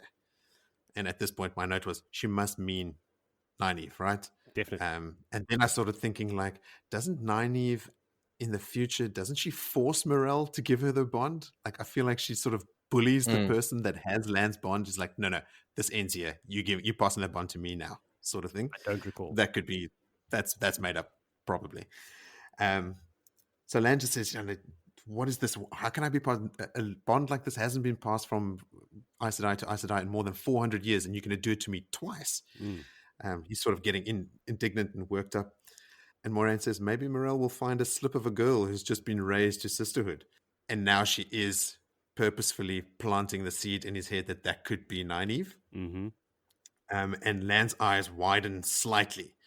But Moiraine says that for Lan, that's like gasping in shocked surprise. So it's working. Like he is having more emotive responses. And he says, okay, well, who's the slip of a girl going to? But Moiraine just cuts him off immediately. Are you sure that it doesn't chafe, that I can just pass you around like this? And she sees the anger on his face for the first time. Okay, this is where she sees him actually get angry. And he just reciprocates by like reproclaiming his loyalty to her, and he's always been loyal to her. And then Moiraine goes, okay, this is the final setup now. She goes, in Faldara, I began to worry if you were truly with me. And she knows that he's expecting her to now ask about like Nynaeve and whether his loyalty is shifting from Moiraine to Nynaeve. But what she hits him with is, in the audience with the Amyrlin seat, why did you teach Rand that stuff to act like a borderlander not against my orders, but I never asked you to do that. Why did you act on your own in that moment? And he's sort of surprised because he was expecting the question to be about Nynaeve and like how, he's might be letting her into his life. And he's surprised by it. And he says he just felt that, those boys needed someone on their side. Like he likens Rand to a young wolfhound meeting a wolf for the first time. And if the wolf sees him for the puppy that he is, it will be the death of him. And Moiraine asked him, is that how you see me and Swan, as wolves ready to tear away your young wolfhound? Like really digging in to see like how far from me have you really strayed? But Lan starts to recover, and Moiraine notices that he's putting his walls up again. But before his walls are completely up, he's saying like, look, maybe it's because Rand is Taveran, right? Like people float in and out of a Taveran's life and act in ways that they're not, probably not prepared to or expected to. And that seems to sort of manage Moraine's doubts about Lan. I think she got the emotional answer from him that she needed, and then she can sort of let it go as well. And then he says, and then Lan also says to her, like, Moiraine, I believe in what you do, even as now when I know not half of it. Like, he doesn't know what she's busy doing, but he believes in what she's doing. Believe as I believe in you. I have not asked to be released from my bond, nor will I. Whatever your plans for dying and seeing me safely disposed of, I will take great pleasure in keeping you alive and seeing those plans at least go for nothing. And Moiraine relaxes and she says, she actually laughs out loud and she says, I will not be unhappy, my old friend, if you manage to put those plans awry. So she politely asks him to leave. Everything is now settled down again. She set him up with that series of questions, leading him to think that she's going to ask about Nynaeve, and then she asks about his loyalty, and then she got the true answer, not the stony, calculated, walled-off version of the answer that she thought she might get if she just asked him straight out. So she seems satisfied that Lan is still on side. She asks him, does he ever dream for something different? And Lan says, all men dream, but I know dreams for dreams, and this is reality. He just taps his sword and he walks out. As we found out later, he actually walks out and goes and practices the sword in that moment. Like, he's so pissed off. He's like, okay, I need to go work the forms.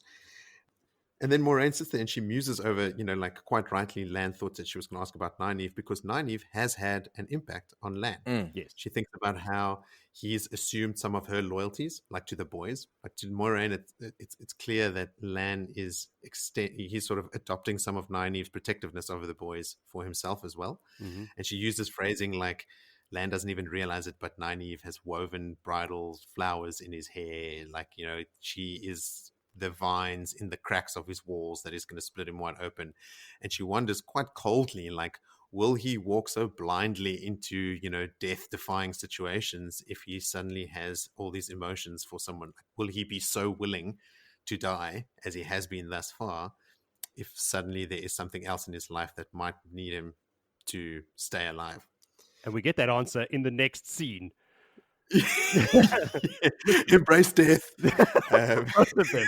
I want to talk about that. But first, I want to interject about the layers in this conversation. I don't think epic, isn't it? I totally. I agree with you that I saw this completely different, and the fact that because when we read this the first time, there was no New Spring novel, so I didn't know any of it. But now I'm reading it, I'm like remembering the New Spring, and I'm remembering the pond where she dumps the water on him with the power and all that stuff. Yeah. But also that she's using this opportunity. She's not the one breaking down his walls. His walls are already down. She knows this because of Nynaeve, and she's using this opportunity to get the answers, like you say, that she wouldn't normally get from the stony exposure. So I also think that she knows that Nynaeve is going to be bonded to him, but that's why he's going to Morel first, because Nynaeve is not ready, and that's why she's going to do it twice. Because I think he's the first one that mentions, are you going to pass me to some slip of a girl?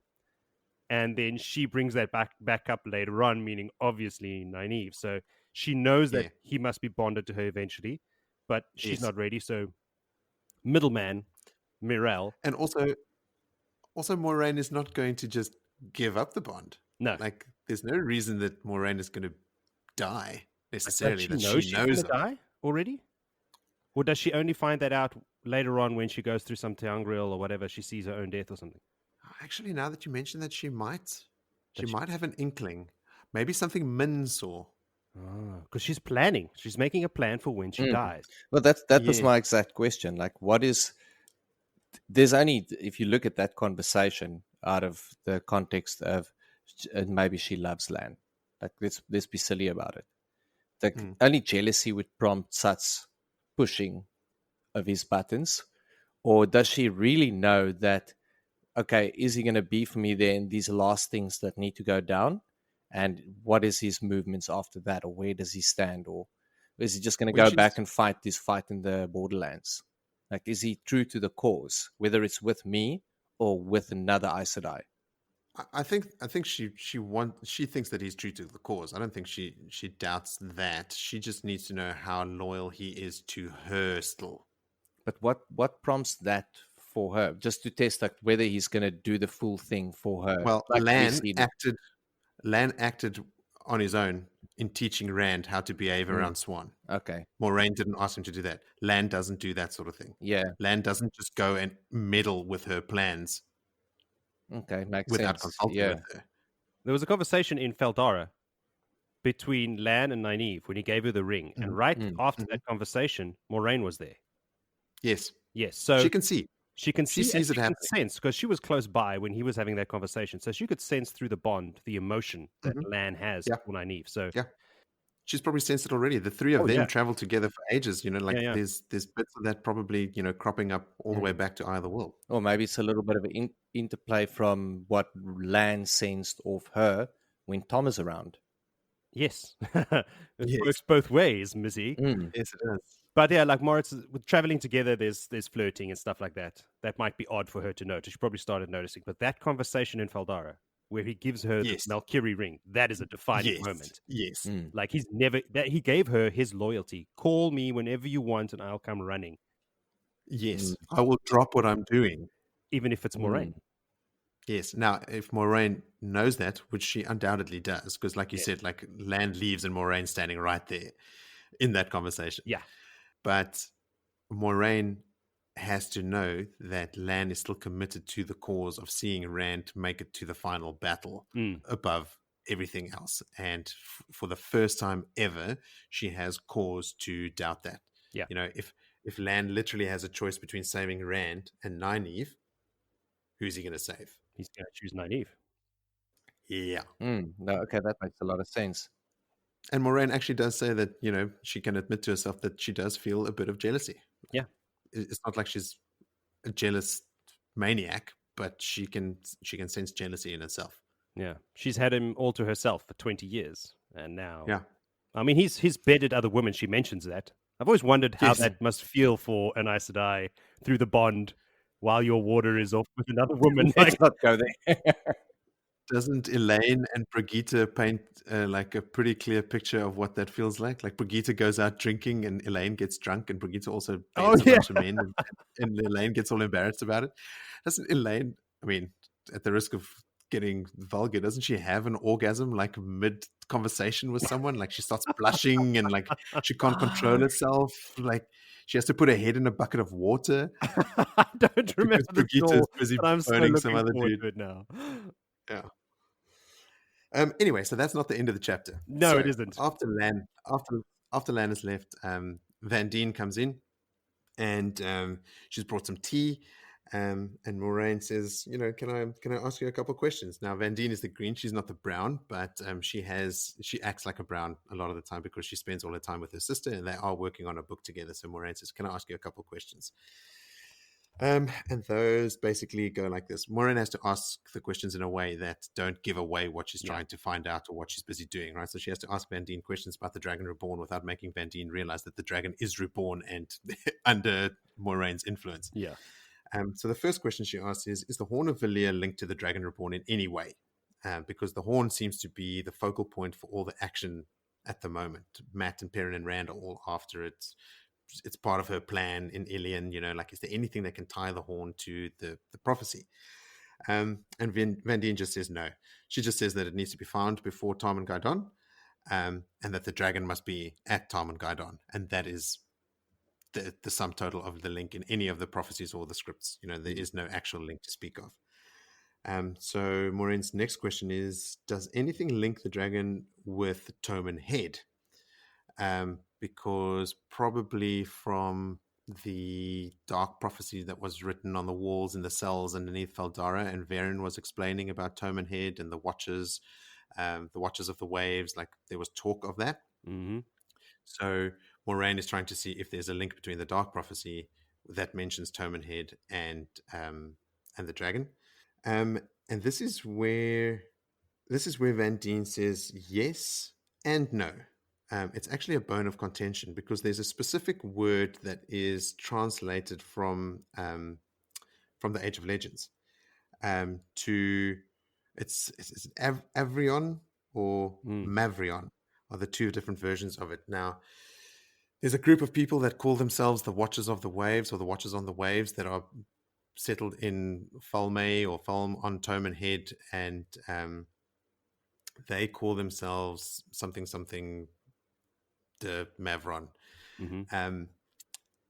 But the prophecy only uses the one word, Mavron or Mavrion, or however you pronounce it.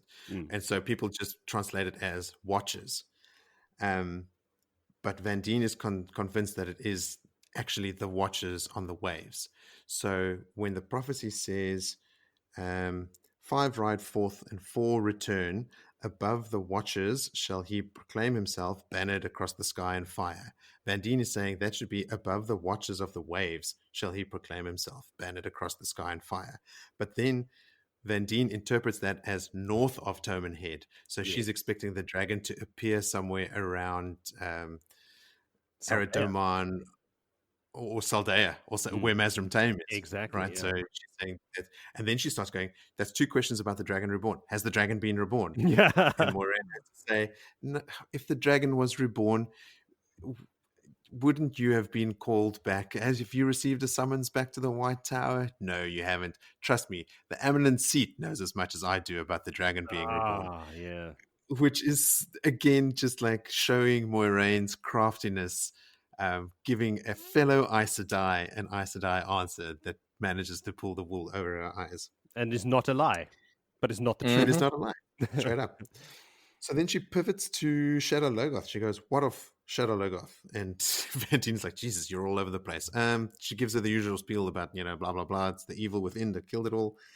And she says, but there's no link to the Dragon Reborn. And Moiraine says, no, I'm not actually asking with regards to the Dragon Reborn, but why would a Fade want anything from Shadow Logoth? I don't know why Moiraine phrased that question in that way, because she must know it would have been Paden Fane himself that took the dagger. She knows of the link between Fane and the dagger. I don't know why she phrased it like, maybe just to throw Vandine off, like, why would a creature of the Dark One want a dagger from Shadow Logoth? And the short answer is, it wouldn't. Like, they fear it, quite rightly, they fear it as much as we do. And then she goes, what of the Forsaken? And Vandine's like, Jesus, okay. So Moiraine's ploy is working, right? She's keeping her off balance. She's not giving away anything. And she asks specifically about Lanfear. So Vandine just says, like, of all the Forsaken, we actually know the least of her. Like, it's like she's literally shrouded herself in the night. She calls herself a daughter of the night. And she was linked to the Dragon Reborn. She's with him right now. Yes. Vandine muses out loud that if the dragon was reborn, that he would have to be subdued so that they could control him. And she laughs at Moiraine's facial expression. So even like cool and calm Moiraine would have had like a, what? An eye twitch. Subdue him. Yeah. So after their interaction, Moiraine sort of gathers the things and she goes for a walk outside into the garden.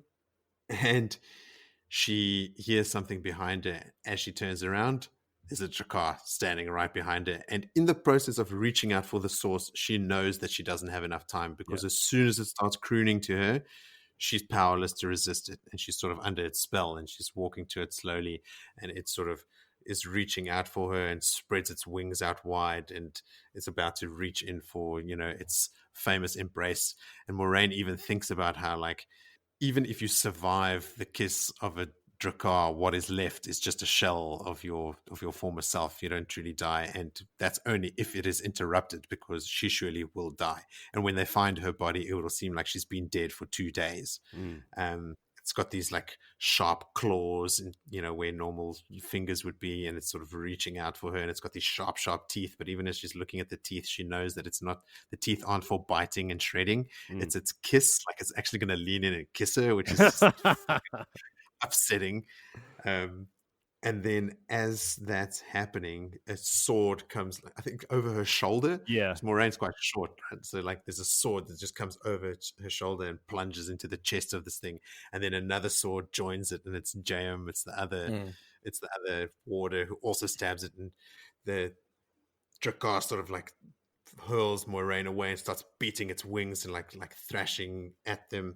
And Moiraine looks up and she's trying to channel at it, but she realizes the 2 warders are too close to it. Like, she's going to kill them. What's going to happen? And as she's thinking about what am I going to do, Lan just shouts, "Embrace death!" And he steps in, like, right into the thing's reach, like right up close to it. And James shouts the same thing, and he does it as well. And they both bury their swords to the hilt in this thing's chest, and it falls over dead. And that's where I had to take a break. Yes. I put down the Kindle, like watery eyes. Whoa. I know. Because it catches you by surprise. Yeah. Like, she turns around and you think there's Lan, and it's a Drakkar, and suddenly she's powerless, and oh fuck, she's screwed. But she could not have had a clearer answer to her question before about whether Lan would court death in the same way that he did. Like, he literally shouts, "Embrace death," and steps into the thing's range. But Vandine and Adelaus come out, and they sort of they're fussing over Moiraine, and they can't believe that this thing is here, and why did we not sense it? And Moiraine immediately says, "It's been warded." Yep. And that to them is like, does that mean Black Aja? Now, if you'll remember, Anaya on the docks, when she was explaining to Egwene, was explaining that Lan and Moiraine disappeared, and shortly after Leandrin disappeared. So I'm wondering if Leandrin followed them and set up this Drakkar attack with wards so that they couldn't sense it. But then they start hearing commotion from the village, and Moiraine says, "You guys got to dispose of this body. The villagers are going to come checking if you're okay, and they're not going to know what this thing is. You need to keep yourselves under wraps. But we need to go. Lan, ready the horses." It's like she's just been attacked by a Drakkar, but nope, gather our things. We got to go. But before we can go, I have to, I found something. Oh, she keeps thinking like she's found an answer to a question that she didn't know she had, which we shall dive into right now. But she asks for parchment and a pen before they leave. So she's obviously going to write a letter to someone, maybe Swan, maybe Varen. Who knows? I don't know. Lily, you should know. You've read this book. You finished the whole thing. No, I genuinely, honestly can't remember now. You've caught me off balance on that one. Aha! Surprise Yeah. attack. Courtier taps his fan. Yeah. No, I can't remember who she writes to. Yeah, because I was like, okay, cool. She knows that she's got an answer that she didn't know she was asking for. And the chapter is called Watchers. I think it's to do with the black. Well, there's obvious importance in the profile of the chapter. There's importance attached to that distinction that Van Dien makes between the Watchers and the Watchers on the Waves. So Van Dien gives Moiraine, she even thinks about it like this is a tenuous link, but it's something. There is something linking Rand to Toman Head. Maybe that's the answer she was waiting for, or that she didn't know she wanted, but then she asked about it directly. So that can't be the thing that she didn't know she wanted to know. I was reading the words that, especially in her conversation with Van Dien, because it's Van Dien that tells her something that she didn't know she needed to know. Well, it's the link to that thing about the Watchers at Toman Head, and sort of the translation of it. It's Toman Head all of a sudden became quite a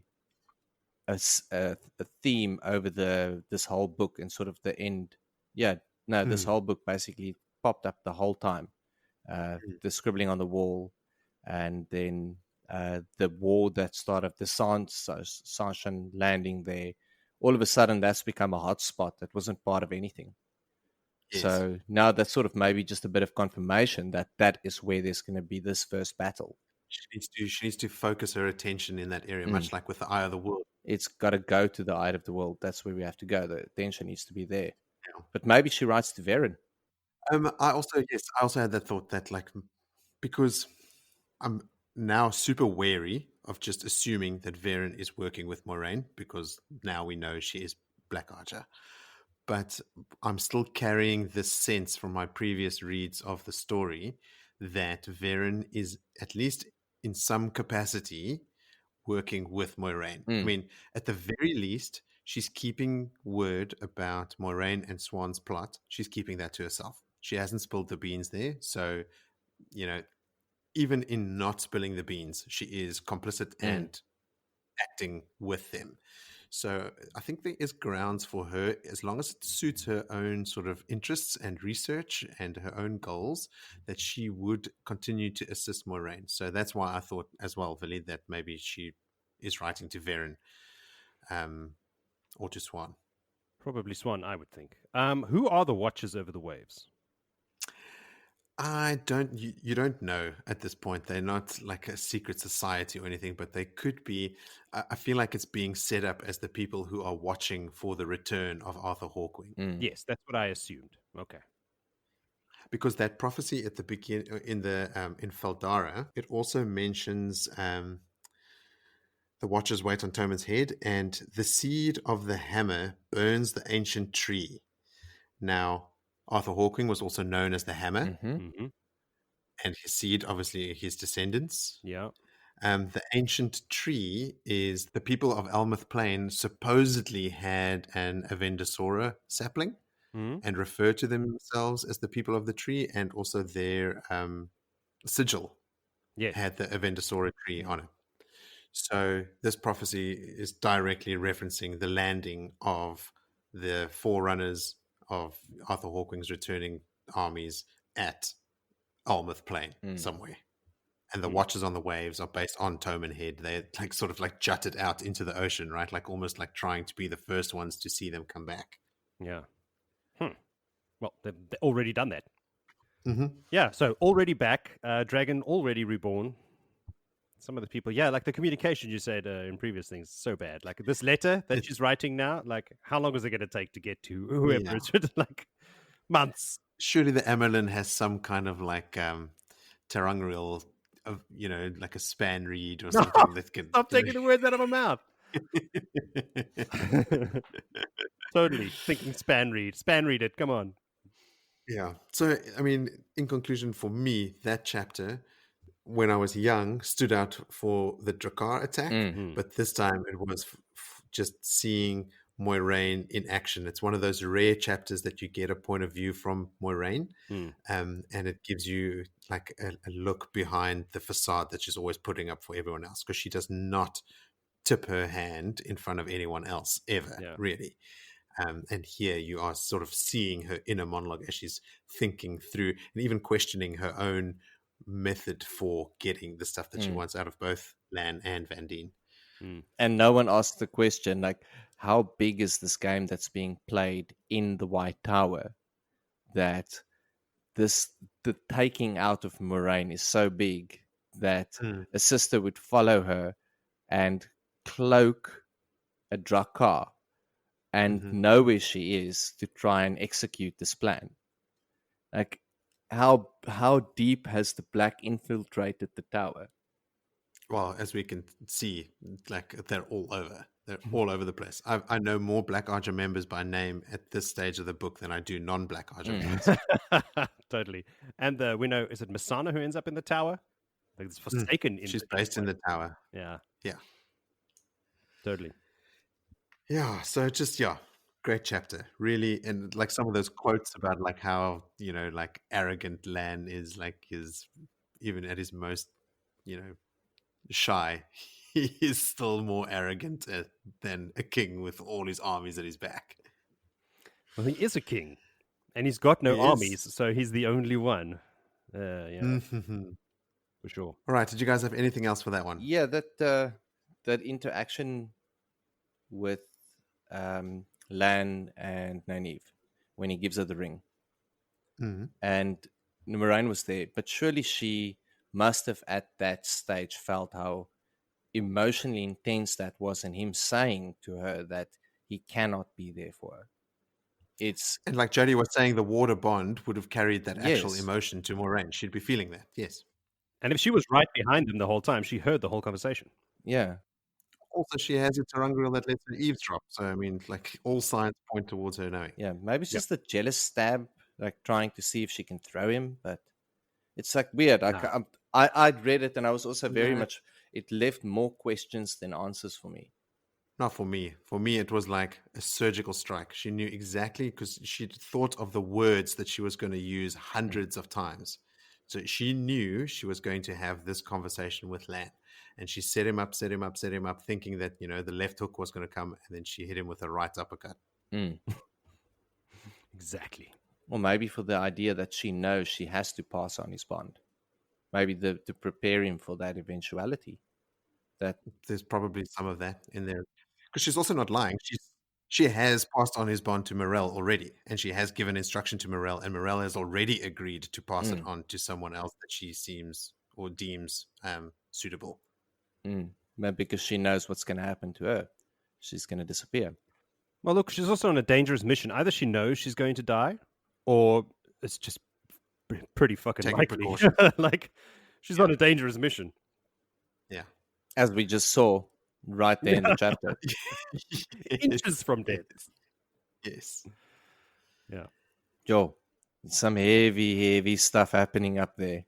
I like that Lan says, like, if he wasn't so mad at Moiraine to go out into the yard and practice the sword with Jaim, who also, like, got him back into it. Like, he was all limbered up for a Drakkar fight. Yeah. And Lan says, like, and he was so angry that he was about to storm back in there. Like, he was on his way back to the house to go confront Moiraine about it again. If that hadn't been the case, he would not have seen or sensed the Drakkar, and Moiraine would be dead. Yeah. Like Lan himself says that. If I hadn't come out here because I was so mad and come back because I was so mad, you'd be dead. Shitballs. And he was all warmed up, sword in hand, had another water with him. Everything just. Okay, now let's just be honest. He doesn't need to be warmed up. Like, no, the man is a moving blade. Help. I mean, he would be even more deadly if he was warmed up, I would imagine. Yeah. That was great. Good old Lan. Embrace death. Oh, man. And the Jaim, like the old guy, says the same thing. Yeah. Embrace death. And he also steps in. Yeah. Very like, cool. Ready to give their lives instantaneously. No. So, yeah. Got your answer. Yeah.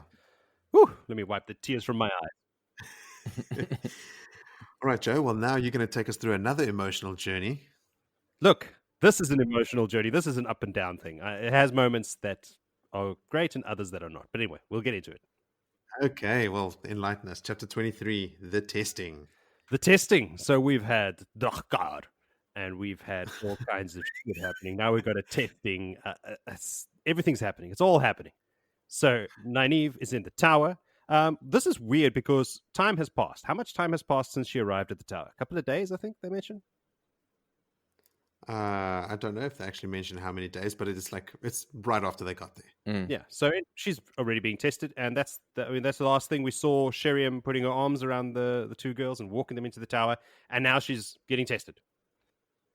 Yeah, you don't see any of the other rooms in the tower No, or anything. right. You're immediately in the sacred chamber deep beneath the tower in the bedrock of the island. It's like, whoa, okay. So I don't know what happened in between. Maybe we'll find out later. But anyway, she's in this domed cavern. Yeah, that's been probably sculpted there by the Ogier when they built the city. And we've got that Teangril. We've got the 3 silver arches with Aes Sedai seated where the arches meet at the bottom in a circle. So the way they describe it, it's pretty cool. You can go read the book. So they're channeling to activate it, I imagine. So it risks one of these Teangril that needs channelers to activate it.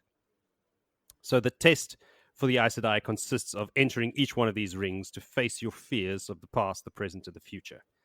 There's a lot of rules around it as well that you can, an Aes Sedai or an accepted can say, okay, I'm not ready 3 times before that they are kicked out. But once they start, they have to finish or else they're kicked out of the tower. Also dangerous. You may enter one of these rings and never come back out again, as has happened in the past.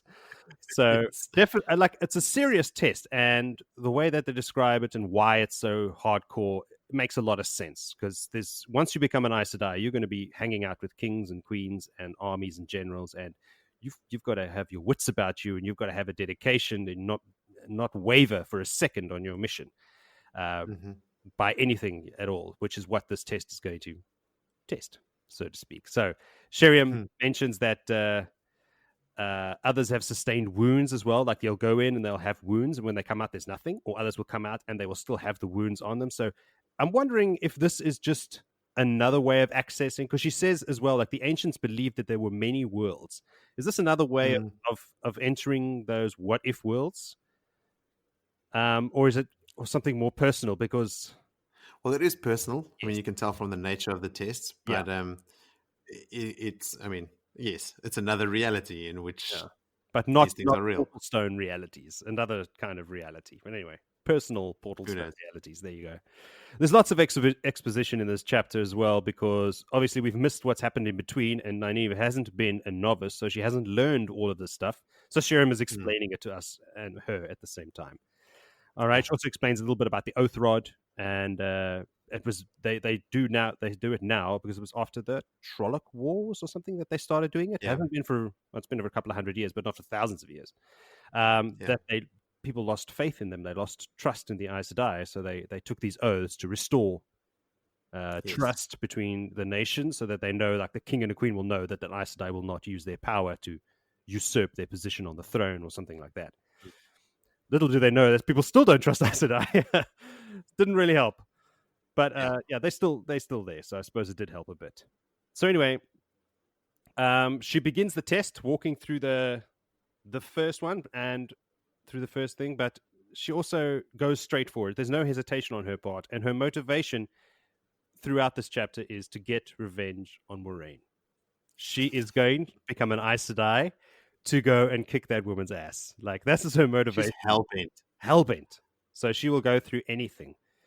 So that's really what pushes her forward. So she enters the first arch, and she finds herself in a maze. I'm just gonna go over these pretty quickly. There's a lot here, but she finds that she's in a maze, and while she's trying to find her way out, she comes across Agenor, who looks exactly like he did at the Eye of the World. His skin's all dry and flaking off and whatnot, and she freaks out. Obviously, he attacks her, and they have this fight, and she starts getting the upper hand, and she starts channeling. She opens herself to Saidar, to Saidar, and actually, has him on the run, is kicking his ass. And as she has him on the run, and she feels that he's getting weaker and weaker and weaker, the archway to go back out opens again. And something that Sheriam said to her before she entered was, "The way back will come but once. Be steadfast." So the test is to test if you'll be put in a situation where you don't want to leave, but you will have to. You'll see the arch, and it'll only appear that one time. And if you don't take it, you'll be stuck in that reality forever, I assume. So until she dies. But anyway, she sees it, and she's angry that she cannot pursue Agenor and finish him off, but she does jump through and comes back out into the thing. And then, oh yes, of course, there's a lot of this Aes Sedai stuff that is done clothed in the light. I think they robed in the light, or whatever they say, in the nude. They're always nude for some reason. And as she comes out, there's like the whole ceremony is, as she comes out, then they throw a chalice of cold water on her head. So she's nude in a subterranean cavern, cave, cold, throwing cold water on her head. It seems terrible, but yeah, it is a pretty strict test. So off she goes. And she, you're cleansed of your sins, and you're cleansed of this, wada. And next arch. So that was the past. So she had that confrontation with Agenor in the past that she this time succeeded in, at least a bit. So she enters the second arch to find herself in Emond's Field. Clothed this time. She has a dress on. So this is talking present tense. But everything is wrong. There's nobody in the streets. The buildings are neglected. She bumps into Sen, who runs off. "Oh, you're finally back," and he runs away. She's like, "All right, fine." And goes into the wine spring and finds Mara and Elvira there, and she is all grey and she looks worse for wear. And she's like, "Where's Bran?" And Bran is dead. All right, there's been a new wisdom in town. After she left, they got a new wisdom, and this woman has been poisoning all the men, killing people, poisoning the children, making them sick so that she can heal them. So she's threatening everybody, keeping the whole village under her thumb. She even knocked over Mrs. Ibarra, or Luhan. Elspeth, yes, like pushed her to the ground. This is she's a large woman, not to be trifled with. Yeah, anyway, so a real bully. This Melena is her name, is this new wisdom. So she's got everybody on the run, and everything is shit. But anyway, this test is harder for her to leave. So anyway, Sen Bui has been the mayor. He's now the mayor. So everything is backwards. All these people are dead. And he's coming back with this new wisdom, and Marinelvia is freaking out, like, "Oh my God, she's seen me with you. She's going to punish me," and freaking out and begging Nynaeve for help. And this is where Nynaeve has to, and this is when the archway appears, and Nynaeve has to leave her to the whims of this witch and go through the arch. And I think this for her is the most difficult test, because there's another test about the future, but that's the least favorite test for me. But this one, because of her dedication and her loyalty to her people, to her village, and her innate desire to constantly help. She wants to stay. She wants to help. And this for me is definitely the strongest test for her.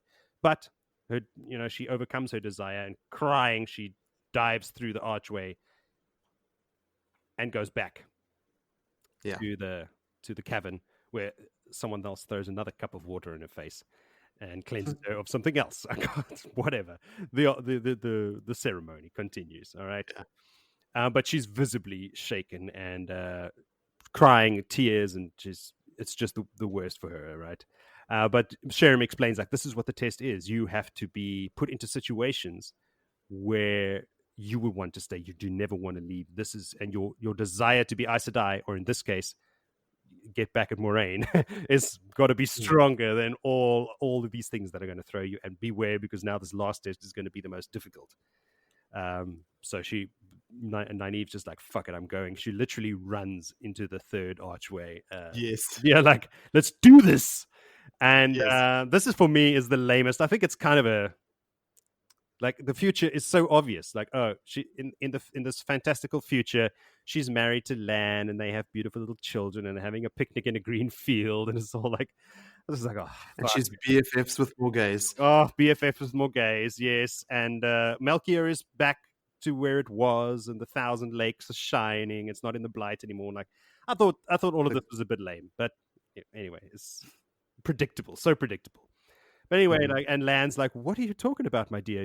And she's like, "I gotta leave. I gotta leave." But there is something very key that happens here, because when she comes out of the first one, she says to Sheriam, "I channeled and I fought and I used the one power." And Sheriam's like, "That shouldn't be possible. You shouldn't be able to remember that you can channel. So something is very wrong, and don't ever do it again." So in this case, while she's busy having this conversation with Lan, and he's telling her, like, I don't know what's wrong with you, whatever. Behind him in the woods, she sees the archway open. And then she continues talking to him. And when she looks again, it's gone. And you recall, the way out will come but once. So she starts channeling again.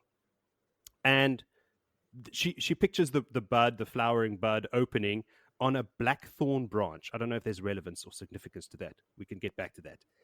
But she starts channeling and concentrating on the archway and making it reappear. And it comes back again. And she goes through the arch and she manages to come back. Now, this is something we have to go back to, because this is about the most interesting part of this last challenge for me as well. When she comes out, she's got 2 blackthorn thorns stuck through her hands, one in each hand, all the way through.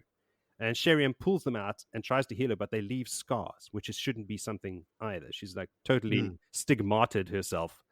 So there's a whole bunch of stuff happening here in this last test that I would like to unpack, because at that point, when she comes out the last one, the Amyrlin is there, and they complete the ceremony and make her an accepted and throw the last glass of water in her face or whatever, and she is now an accepted. So that's how the chapter ends. But this last one, the Blackthorn branch, I don't think it's there for no reason, but I can't figure out why. She, in their training, and I think it maybe comes up a little bit later, they discuss it being a black thorn bush or some whatever for thorn bush. And it comes out that even they have got flowers. And it's got a little bit of symbolism. But there's nothing major, just maybe her struggle, because, I mean, she's not supposed to be able to channel there. And the fact that in that test, she managed to miss her doorway out and said still like, "Oh shit, Lan, you kept me a little bit longer than I should have been here," and channels the doorway back and leaves. Like, I mean, seriously, the power of this woman is now only coming to light.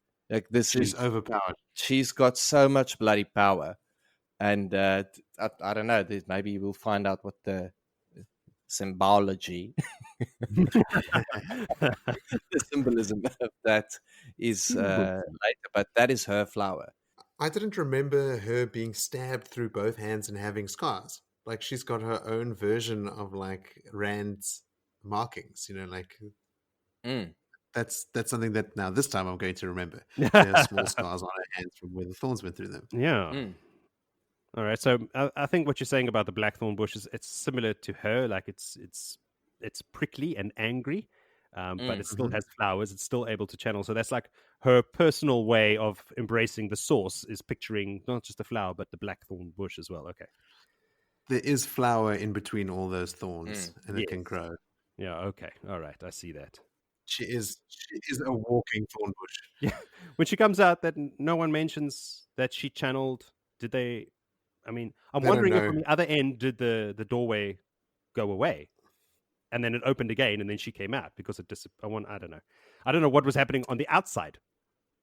Apparently nothing, because the Amyrlin and everyone just carried on with this with the ceremony as if nothing happened. So anyway, not to diminish what happened here, but Nynaeve has no training, is now an accepted on her first try, channeled twice in a ter'angreal where no one is allowed to channel or even supposed to be able to. So a lot of heavy shit happened here that has never happened in thousands of years. Yes. Well, there's a lot now. I mean, Moritz so nicely pointed out now, there's a lot of similarities in Rand and his ability and Nynaeve and her ability. Like, as just all of a sudden, they go from nothing to moving with a portal stone, and she is channeling archways where they disappeared. And also coming out with the scars on the hands. I mean, luckily they don't go as far as chopping her arm off, but yeah, she's pretty badass. It's a lot of badassery coming from her in the future. An understatement. But I will be keeping an eye out for like that thorn bush analogy. Maybe like that's how they alter her exercises or something like that. Perhaps, but we'll have to wait and see, I suppose. Mm-hmm. So much to come. Yeah, I don't have anything to add to that. All my notes, I think, exactly the same as Joe's. Yeah, like Yeah. powerful stuff though. Terrible stuff. It's hardcore. It's fucking hardcore. All hardcore. Rand attacks the camp and steals the horn, kills Trollocs, finds one of the Kudenkal's statues. Yes. And Nynaeve is accepted. Moiraine is attacked by a Drakkar, has that deep, intense conversation with Lan, like heavy shit. Yes. Oh, I would like to say my chapters was that heavy, but Egwene and Nynaeve sails on a boat, and Rand rides on a horse and has dinner in an inn. Hey, it was sweet and sour pork, man. That's not nothing. Yeah. Okay. Rand had good dinner in an inn and mastered a conversation. Hey, you also played the flute. Okay. There was a bit of fluting around Yay. there. Well, you need some light-hearted comedy in between the serious stuff, so. You do. Did you guys pick your favorite moments? Yes, I did. Yes. Okay, Vinny, you're super eager. You go first. I am again going to go against the grain because I know exactly every time what your favorite moment is going to be, and I go looking for something else that I enjoy. And out of those very uneventful chapters of mine, I managed to find my favorite moment, and it's Deus Daimar. It started. This big game is going to play such an intricate part of so big period in this story. Oh yes, and I'm super keen on it because I was intrigued by it the first read, but now I'm somewhat more mature, and I will be able to understand a bit more of it.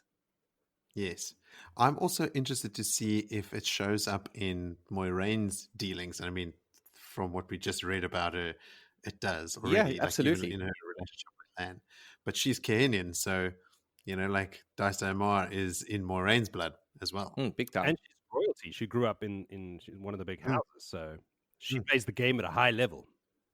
Oh yes, big stakes poker, and now an even higher level, the highest level. No, totally. Now that for me is it's one of it is a big thing in among the great action, and yes, Land diving over her Moiraine's shoulder with a sword, as I know both of you are gonna pick. That's not mine. No, that's totally mine. Jody, what's your favorite? Okay. Totally that moment. Thanks for ruining it, Billy. But yes, listen, that's answer to the question, not just the action, but that answer to Moraine's question: do I still have this guy on my side? Will he still just dive blindly into danger and sacrifice himself? Yes, here's your answer, and what a way to answer it. Yeah, 1,000 times yes. Totally. Martz? I thought that you were going to choose Rand felling 8 Trollocs with all the sword forms. Nope. But I couldn't look past the psychological jiu-jitsu that Moiraine was playing with Lan. Like just the way the chapter is written, the rarity of the insight into Moraine's psyche, the fact that she, is thinking through this plan and like laid out the conversation ahead of time. And some of the quotes that come out, like I find it's a really well-written chapter. And on top of all of that, just how my experience of that chapter has flipped on its head from when I read it the first time when I was younger, where the Drakkar attack was the thing the chapter was about. And now that's like an afterthought. For me, it is the sparring between Lan and Moiraine. Yeah, love that. We're on the same page there. My favorite moment is the culmination of that conversation. Yes. And yours is the conversation itself. Yes. Cool. Well, guys, we did it. You did it. You survived. That felt like 10 hours. How's your brain, Mo? My brain is fried. Okay, so Again, lots of speculation, as always. This is our brand, right? Unanswered questions are us. So for all of our listeners, please do get in touch with us with any insights that you might have on the stuff we covered in this chapter or in this episode, or any of our previous episodes, or just to say hi. We've had a couple of people write into us to tell us that they're enjoying the show, which is greatly encouraging. So we love that. So please do keep those coming. You can reach us on Twitter at Blood and Ash Pod. On Facebook, we're Blood and Ashes Podcast, and our website is bloodandashespodcast.com, where you can leave some feedback that will also make its way back to us. Next time on the show, we will be covering chapters 24 to the end of chapters 29. So the first chapter we're covering is New Friends and Old Enemies, and chapter 29 is titled Sean-chan. Ooh. That's exactly the reaction I was looking for from you guys. Let's draw a line under this one and get ready for the next one. Indeed. Thank you, as always, for joining me, and I will see you gentlemen later. Cheerio. Thank you.